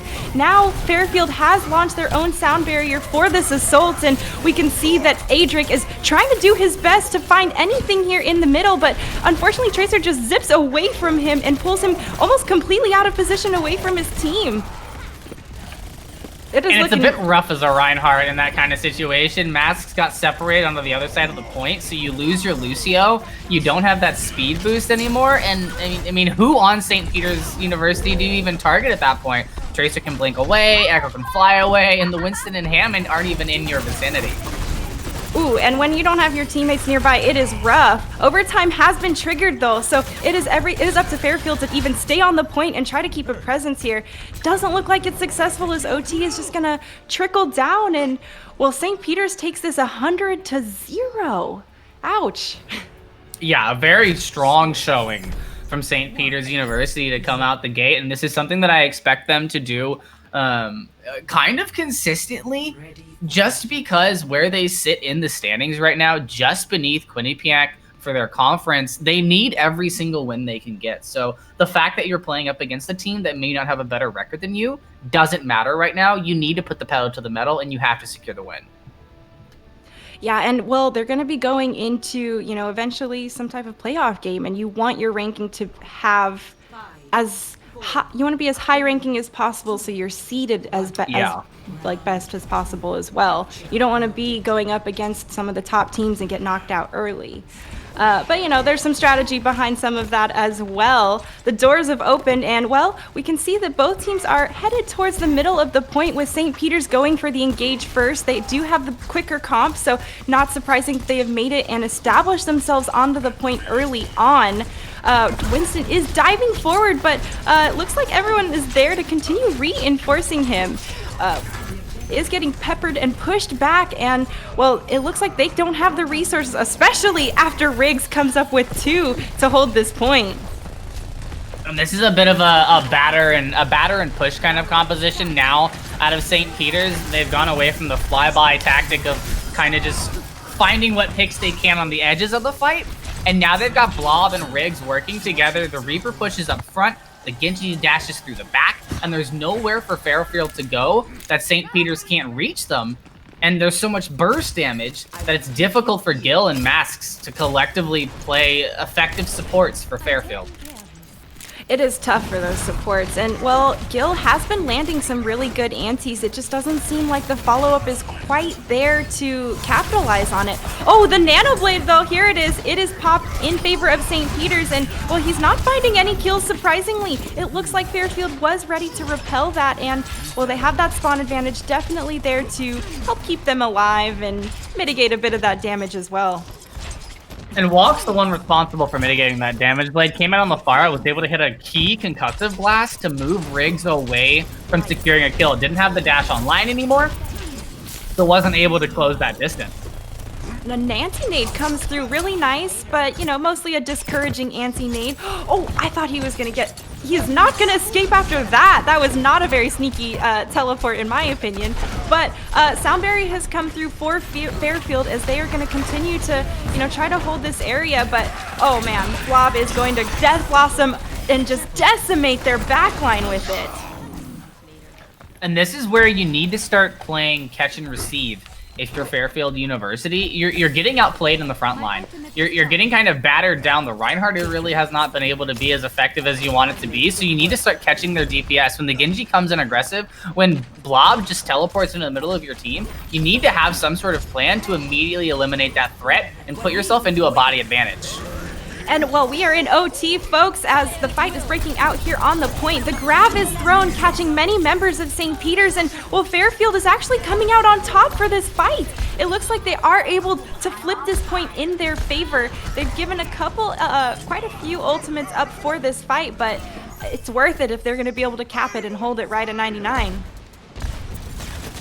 And for Fairfield, this is you can't mess up at all. From here on out, it's 99% for St. Peter's University. They have a Dragon Blade coming online as well as their Minefield. And you see Rez go over to the Roadhog. He's there to exploit the mistake and find the pick. And, well, right now, Minefield has been thrown here by Nachos. Doesn't quite find too much, but, oh, Blob coming up big with 2 after that. The barrage has tried to be found, but it is shut down so quickly by Riggs, who is just slicing away with that blade one after another. And, well, unfortunately, members of Fairfield have dropped one after another. I don't think they're going to be able to recontest. Lucio's going to do his best to try to zip over their last moment, but, oh, just kidding. He decides to dance it away instead. Losing to the tune of their own music. That's one way to go about it. The St. Peter's are definitely going to be able to take this first map, and they've shown us a pretty good example of what's to come. We got to see the full-on mobility composition with the Hammond and the Winston, as well as the Genji Tracer, and now we got to see a little bit more of a stagnant dive in a fashion where that Genji is still an element, but now you have the Reaper, who they played with a lot of mobility, but traditionally just there to make sure that when that Reinhardt drops his shield to pressure, you're able to put out so much damage that it becomes not an option, and that's what we saw. Fairfield just wasn't really able to push the envelope, wasn't able to make space. I totally agree with you on that front. It seemed like they were really retreating away from the fight regularly. And I would have liked to see them, I mean, at some point you have to hold the front line and you have to create those advantages and opportunities for yourself, or at least try to seize any of them. And, you know, it is rough when you lose one player, but if that seems to be consistent, you know, at some point you do have to just go for it and say, this is our, we got to make a stand. And you know, I would really love to see Fairfield really pick it up and maybe tighten up some of that communication and focus fire. Those antis coming through were solid. I just would love to see some capitalization on those. We saw the Hammond get really, really low a couple times. Thankfully, he pops his shield, but you know, there's still that opportunity. Yeah, and coming into our next map, as we are going to be going to Numbani next, it's going to be a situation where what St. Peter's is currently running fits like a glove. That first point of Numbani it's impeccable, and it's an imperative that you go for both high ground control and have the versatility to contest the point. And a composition with the Hammond, with the Genji, with the Winston can do exactly that. Yeah, well, I mean, mobility is the name of that lineup, and Numbani has a lot of topography variant, and I mean, a lot of our maps do that are preferred, and actually quite a few, Route 66 will too if we actually make it that far. But having a team that is that mobile is, I would argue, one of the more critical things, especially when it takes a really long time to walk all the way around to get to that high ground or to reinforce your teams or your teammates.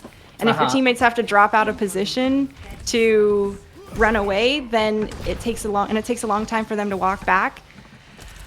You got to manage that timing well. Now, I don't expect for this to be the composition that Fairfield brings to the table, but if it is, I'm kind of okay with it. Because when you are swinging up the ladder, or the leaderboard, one of the things that can give you that edge is to surprise them. Yeah, well, if they're not ready for this potentially really fast-paced Bastion Sim combo here, where you can move around and then output a horde of damage without the focus fire to take down the Bastion, they could be shredded very quickly and totally caught for, you know, like a U-turn essentially. Looks like, oh, not too sneaky, but the TP is gonna go ahead and be launched there across the way. There's Wilk, or there's Walk trying to just continue to pour the damage in here. He's being protected by his Reinhardt and his teammates. This is a great little bunker corner here. You can see his health pool hasn't even dropped that low. This is the first time he's lost his armor, and oh, finally gets taken down. We do have a trade though back and forth, and wow, Coalescence is already online coming out from Gil. It looks like Fairfield is doing a lot of work here and throwing a lot of resources to try to cap this first point. Right now, St. Peter's is a bit scattered all over the place, but those dragons are tearing through and just putting in the damage. After that follow-up coming out from Nachos, it is a reset coming through for Fairfield. And a beautiful jump from Riggs to start off this defense. Jumps just to the right of the teleporter so that the knockback from that jump actually knocked great aspects off of the high ground. So they weren't able to contribute damage into that fight. A couple members of St. Peter's University dropped down for that, and they're able to get the upper hand, but a big early pick from Walk 2. Oh. Wow, I mean, if one wasn't good enough to shut it down, two definitely is going to be a great way to seal the deal. If that's there, Fairfield is going to have to push in on that for sure. The Bob is thrown though, trying to mitigate some of those teammate losses, as well. We saw Min Min come back real quick with the Valk. She gets taken down again by Walk, and well, once again Walk is just on fire, shooting left and right, and well, he is helping Fairfield cap this point as they continue to push forward and try to prevent them from recontesting. And you can see St. Peter's already positioning to allow this Winston to drop on for a little bit more of a contest. Already has the jump, so he'll get 2 touches. But the rest of the team not going to come back through from spawn. And all I want to say is, why has Walk not been on Hanzo this entire time? That was impressive. That was amazing, and it was exactly what Fairfield needed to even the tables here. Look at this, continuing to be an impactor. And winning the Hanzo duel, too, is also really huge. Hopefully Nacho's mental space is, withstanding some of those rougher shots that might come through. But all in all, he has just been tearing it up. He has those dragons online, too. And, well, quite frankly, Fairfield has quite a lot of resources to be able to continue this push. Hopefully they can keep this momentum rolling as, the sleep comes through for Adric. He is woken up quickly, and the Earth Shatter drops a few. He gets dropped himself just as quickly, and, the dragons from St. Peter's tear through the payload once again. Not finding too much on that front, but Fairfield is not giving up on this push. Their own dragons gets launched, finding Min Min, and going back and forth still as St. Peter's does manage to find 2 picks additionally. It is a kind of a gentle mid-fight here as Fairfield is going to back off a little bit while they wait for some more teammates. Yeah, they're going to have to back out completely now. That Primal Rage just got picked. You want to get as far away from the rest of St. Peter's University so that you can focus down this Winston just like that. And now Fairfield are going to have the upper hand. They have a Blizzard as well as a Graviton coming into the next fight. And since they're the first grab out, they're going to be able to get a little bit of an advantage. But sadly, nobody from St. Peter's University is in either of those ults. There was no one caught in it, but I guess it doesn't matter when you have capped it to the second checkpoint.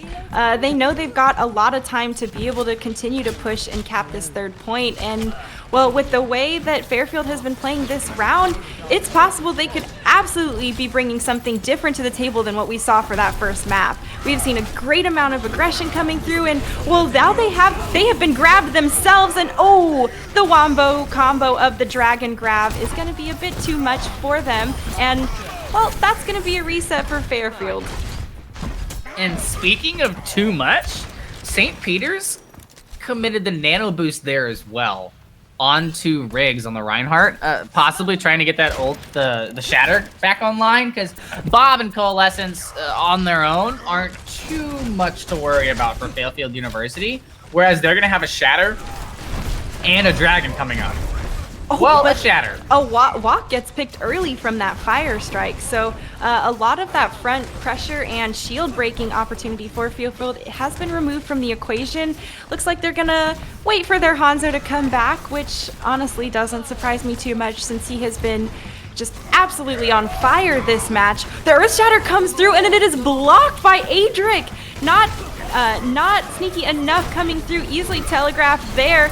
Coalescence comes through for St. Peter's, trying to keep the Reinhardt alive, but it is not going to be enough. Fairfield looking good as they continue to press the W and charge forward, hurting St. Peter's back into their spawn.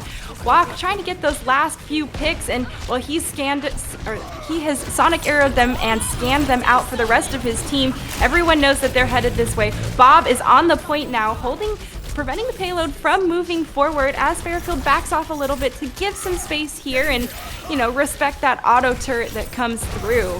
After that, looks like they are going to do a full reset. Yeah, they're going to put themselves all the way back to spawn because they have multiple win conditions online right now, and they need to be able to execute these before St. Peter's gets comfortable on this corner again. And mainly, we're looking for Anis and Walk to pair up on that Grab Dragon combo. And it looks like the grab came. I thought I heard a grab, but I didn't. Counter grab comes through from Rez before Fairfield can put theirs onto the field. Wow. However, beautiful immortality field. Yeah. What just a fantastic clutch immortality field. Fairfield swept St. Peter's off. The Blizzard is thrown to continue zoning any members that are trying to contest. And, that was a completely, I would argue, almost a completely different team from Fairfield. What a great round push from them. And one of the differences that you're seeing here is the map type that we're encountering. When you play Control Point, you do get to play a little bit more brawly, deathmatchy. You get to kind of let your Genji just do whatever he wants. The Reaper can play super aggro, but here on these payload maps, you're going to be fighting as a team 9 times out of 10. And so the synergy of your team and how well you're able to read what your enemy plans to do is how you win the fight. And the perfect example of that is the counter grab that came out from Fairfield. They put out the counter grab with the dragons at the same time because they knew that Min Min's immortality field, or sorry, Paviga's immortality field was no longer online where Masks was. So they had the upper hand and were able to keep themselves alive and push the payload through.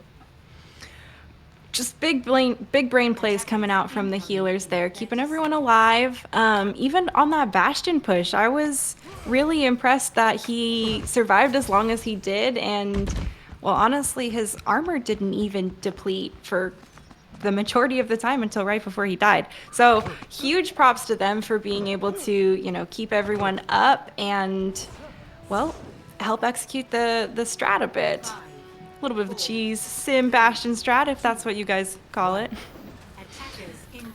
And now they're going for an older composition with this Roadhog mixed in with the Orisa. You have a lot riding on Adric actually being able to pull off these halts.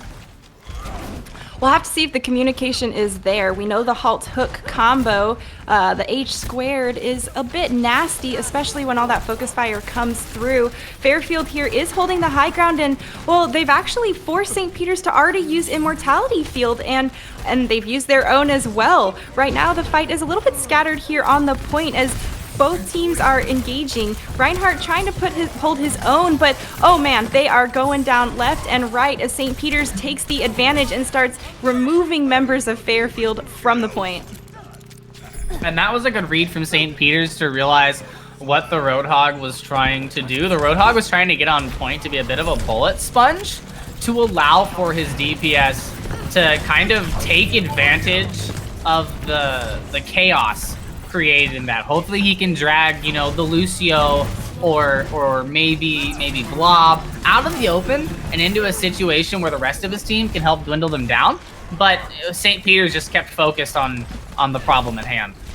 And I'm sure Fairfield recognized that they needed to make some changes themselves. We can see that they have changed their comp around a bit to try to combat them and, you know, hold their own better. So far, St. Peter's is pushing forward, trying to do the same thing Fairfield did to them and keep space and prevent them from being able to contest any. They do have an exchange back and forth, so we'll have to see if Fairfield can hold their own without their tank.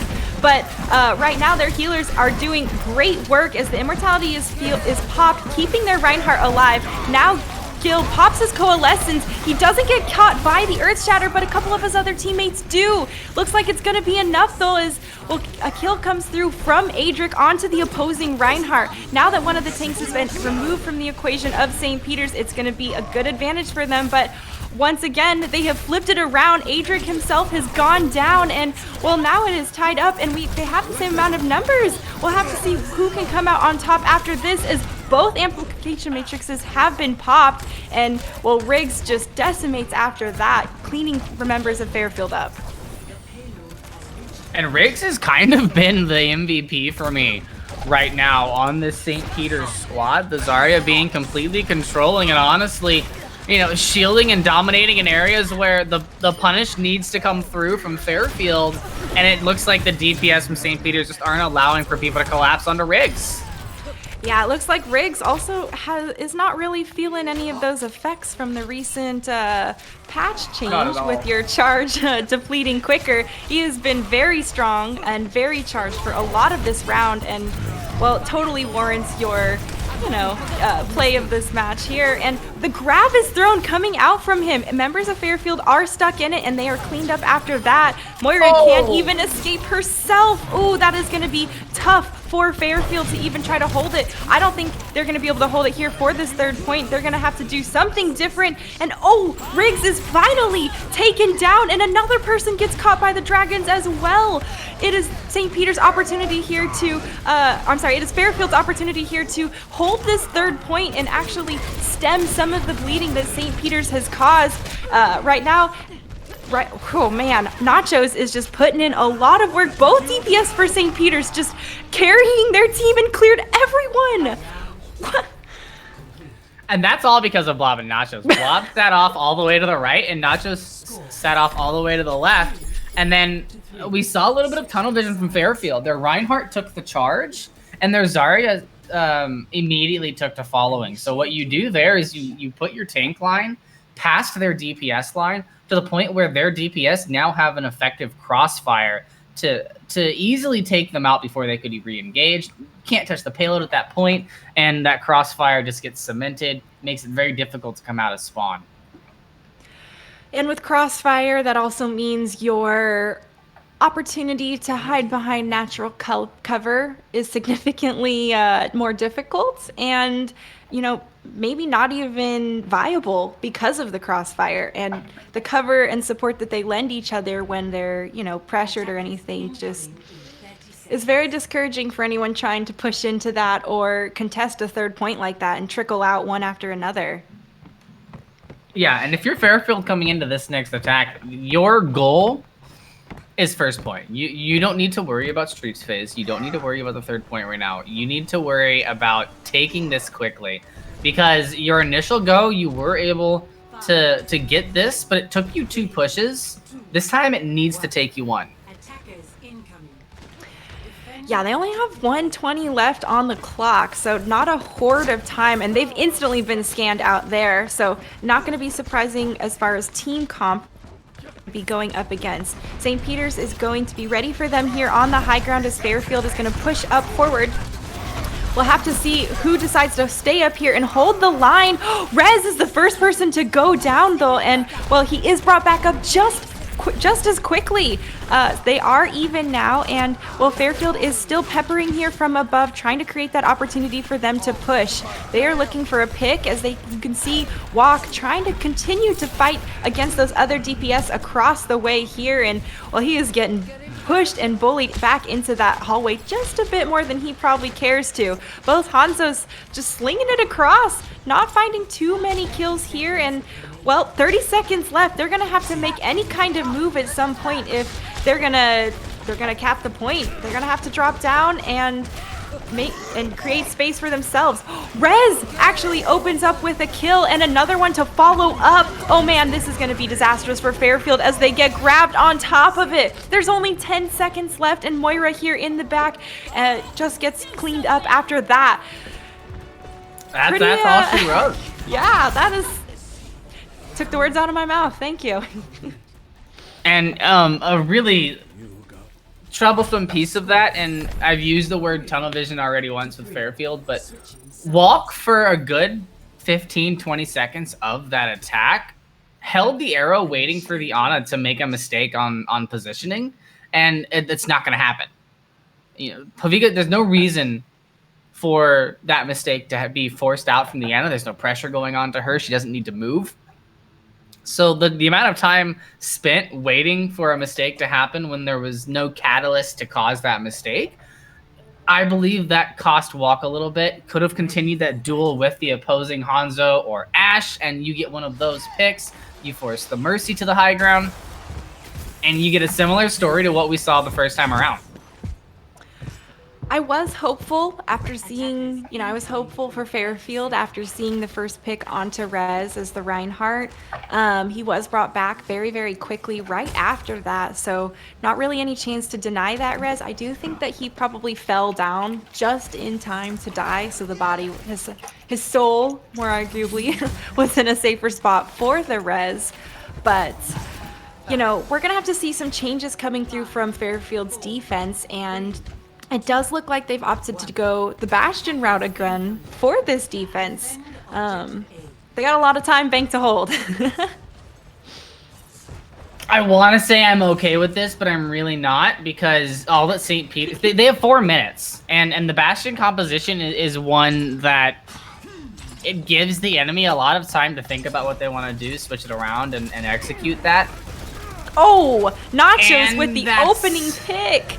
That is going to be rough for Fairfield to play defense on, and, well, that is the go button for St. Peter's. They got that pick, they've shredded the shield, and, well, Walk is also taken down himself. Members of St. Peter's are continuing to flood onto the point one after another, and Fairfield is just desperately trying to mitigate any of that, but it looks like it is going to be a clean cap there for St. Peter's.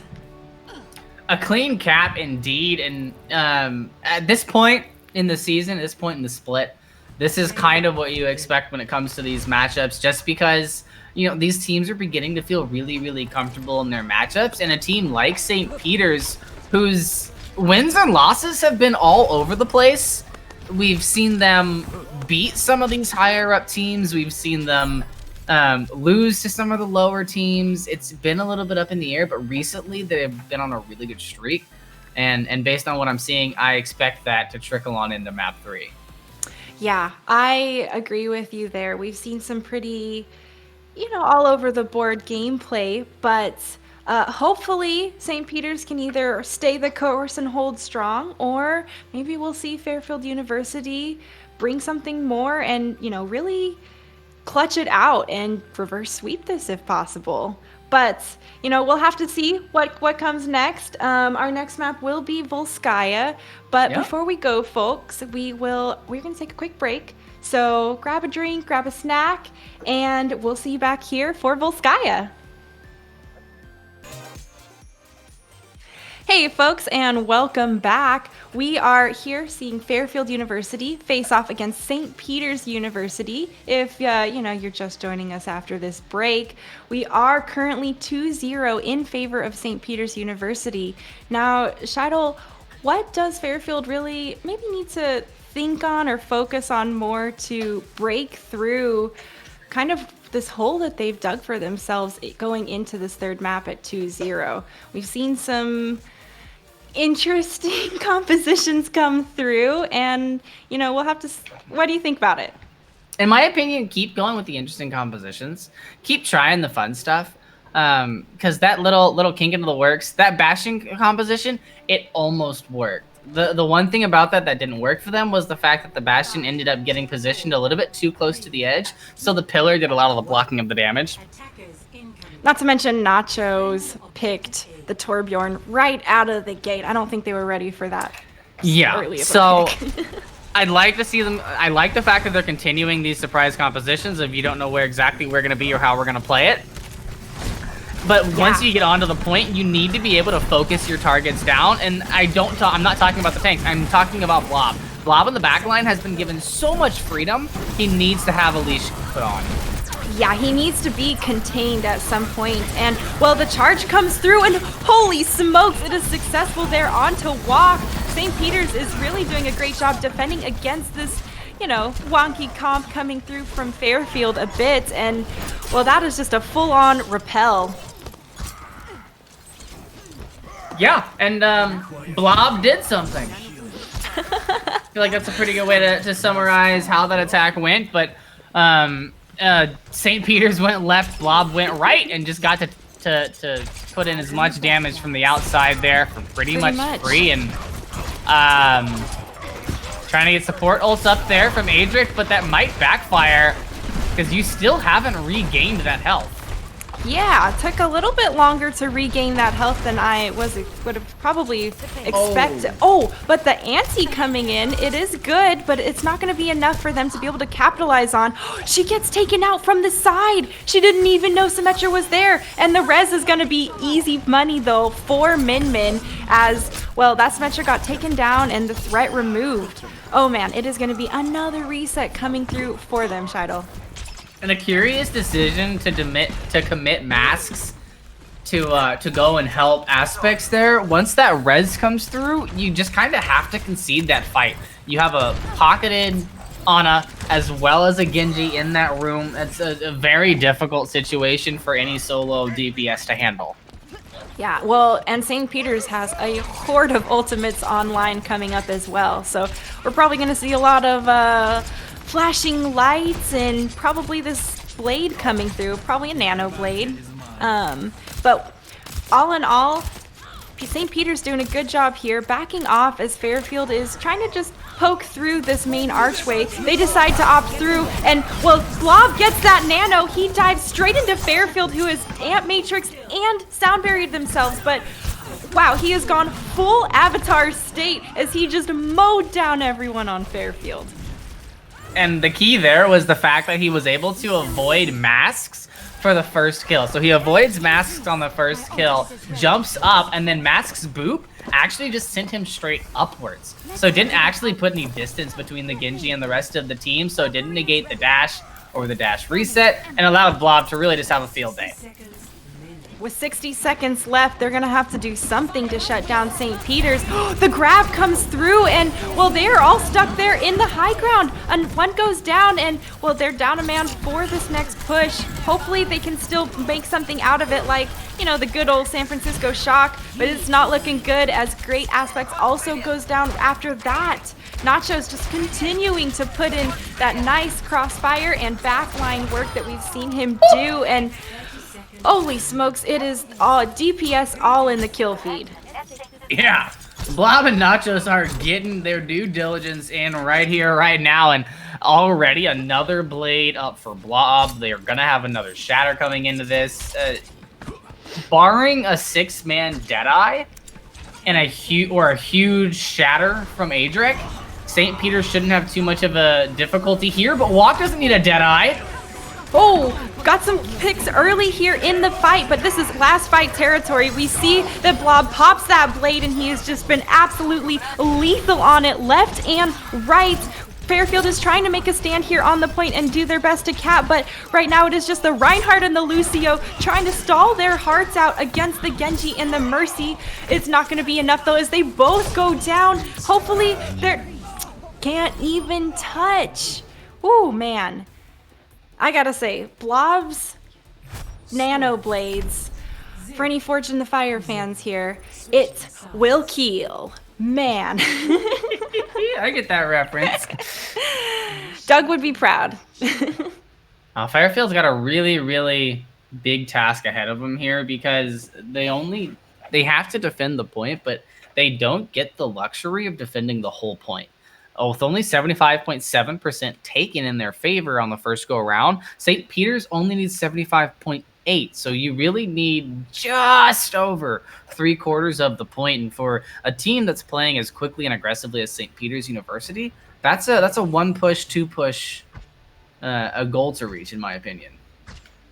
Yeah, with how St. Peter's has been doing, I don't know if it's possible it could be just a 1 push here with such a far spawn walk back time as well.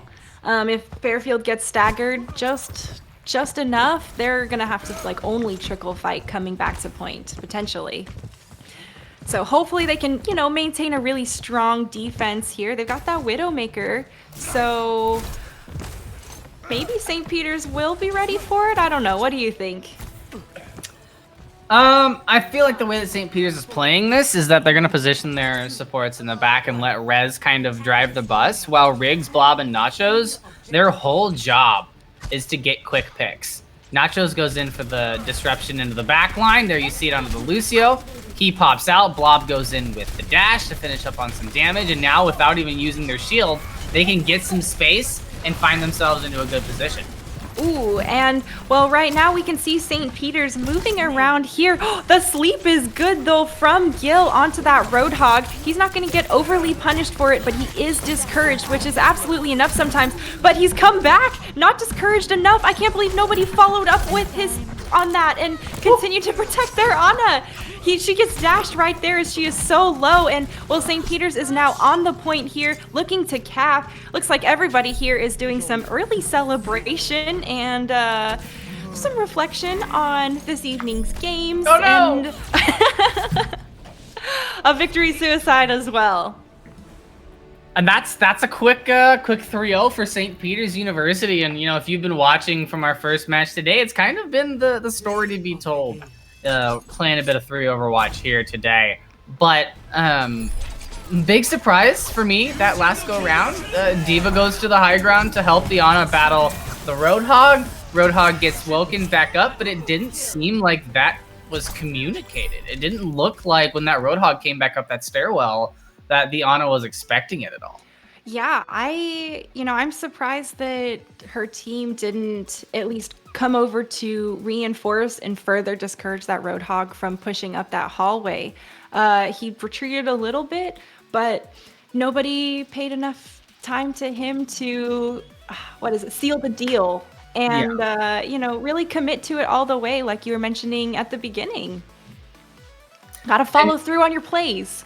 Yeah, you got to finish your plate. That's That's what it is. There you go. That's the saying. You got to make sure that you're coming into those situations, and if you start to get that upper hand, you can't relax at all. You have to keep the pedal to the metal and completely take that enemy team off of the board. And that's what we saw St. Peter's do in a lot of situations, whether it was chasing somebody down for a late stagger or getting that early pick and immediately hitting that go button. But you're going to be able to look at some of the highlights that we've seen in our Fairfield St. Peter's matchup here in just a second, as we're going to be going to a break. But we're also going to have a treat for you after that break in the form of an interview with one of the St. Peter's members so that we can get a little bit of an insight into that St. Peter's play style. Yeah, I'm excited to see what.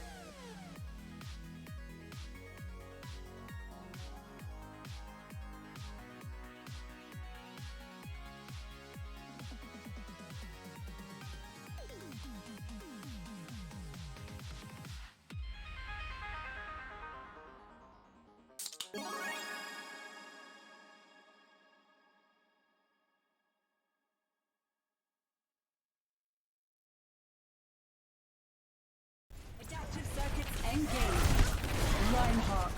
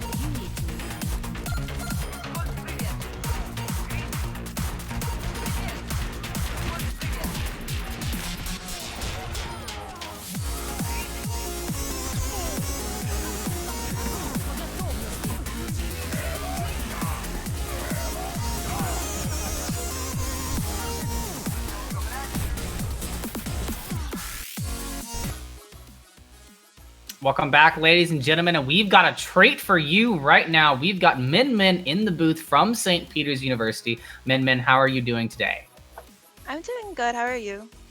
Doing great. Just watched a master class, if I will, on Overwatch. And speaking about that, there's a conversation I wanted to ask you about, and that is what your in-game leader situation looks like when you're playing the game, because it did not look like a single thing was missed, and the communication was really there for your team. Definitely. Like, I feel like our main tanks are definitely the leaders, the in-game leaders for our team. They're just always on point with the callouts, with who to focus, with if anyone's flanking, and like they're definitely like the backbone of the team. Very nice, very nice. Nice, yeah. Well, we have those people that are the backbone of the team, but, I'm actually a bit more curious as to who is the glue to the team. You have those people who may be leading or shot calling more, but who actually, would you say, unifies you guys and keeps that morale up and keeps the hype there for you all? I would definitely say it's our team captain, Rez. He's just like the overseer of everything. He's always on point with our schedule, with what we have to do. He's definitely the glue that keeps us all sane and untilted. That sounds like a team captain that is prime right there. I see what you did there. And a lot of talk about the tanks, whether that's being shot callers or the glue to the team. But I want to take a look into the back line. What does the healing structure look like for you guys? I saw for a lot of the situations as supports, you played fairly separately in who you targeted. Is that an intentional thing, or is it kind of a fly by the seat of your pants, just make sure everybody stays alive kind of situation usually?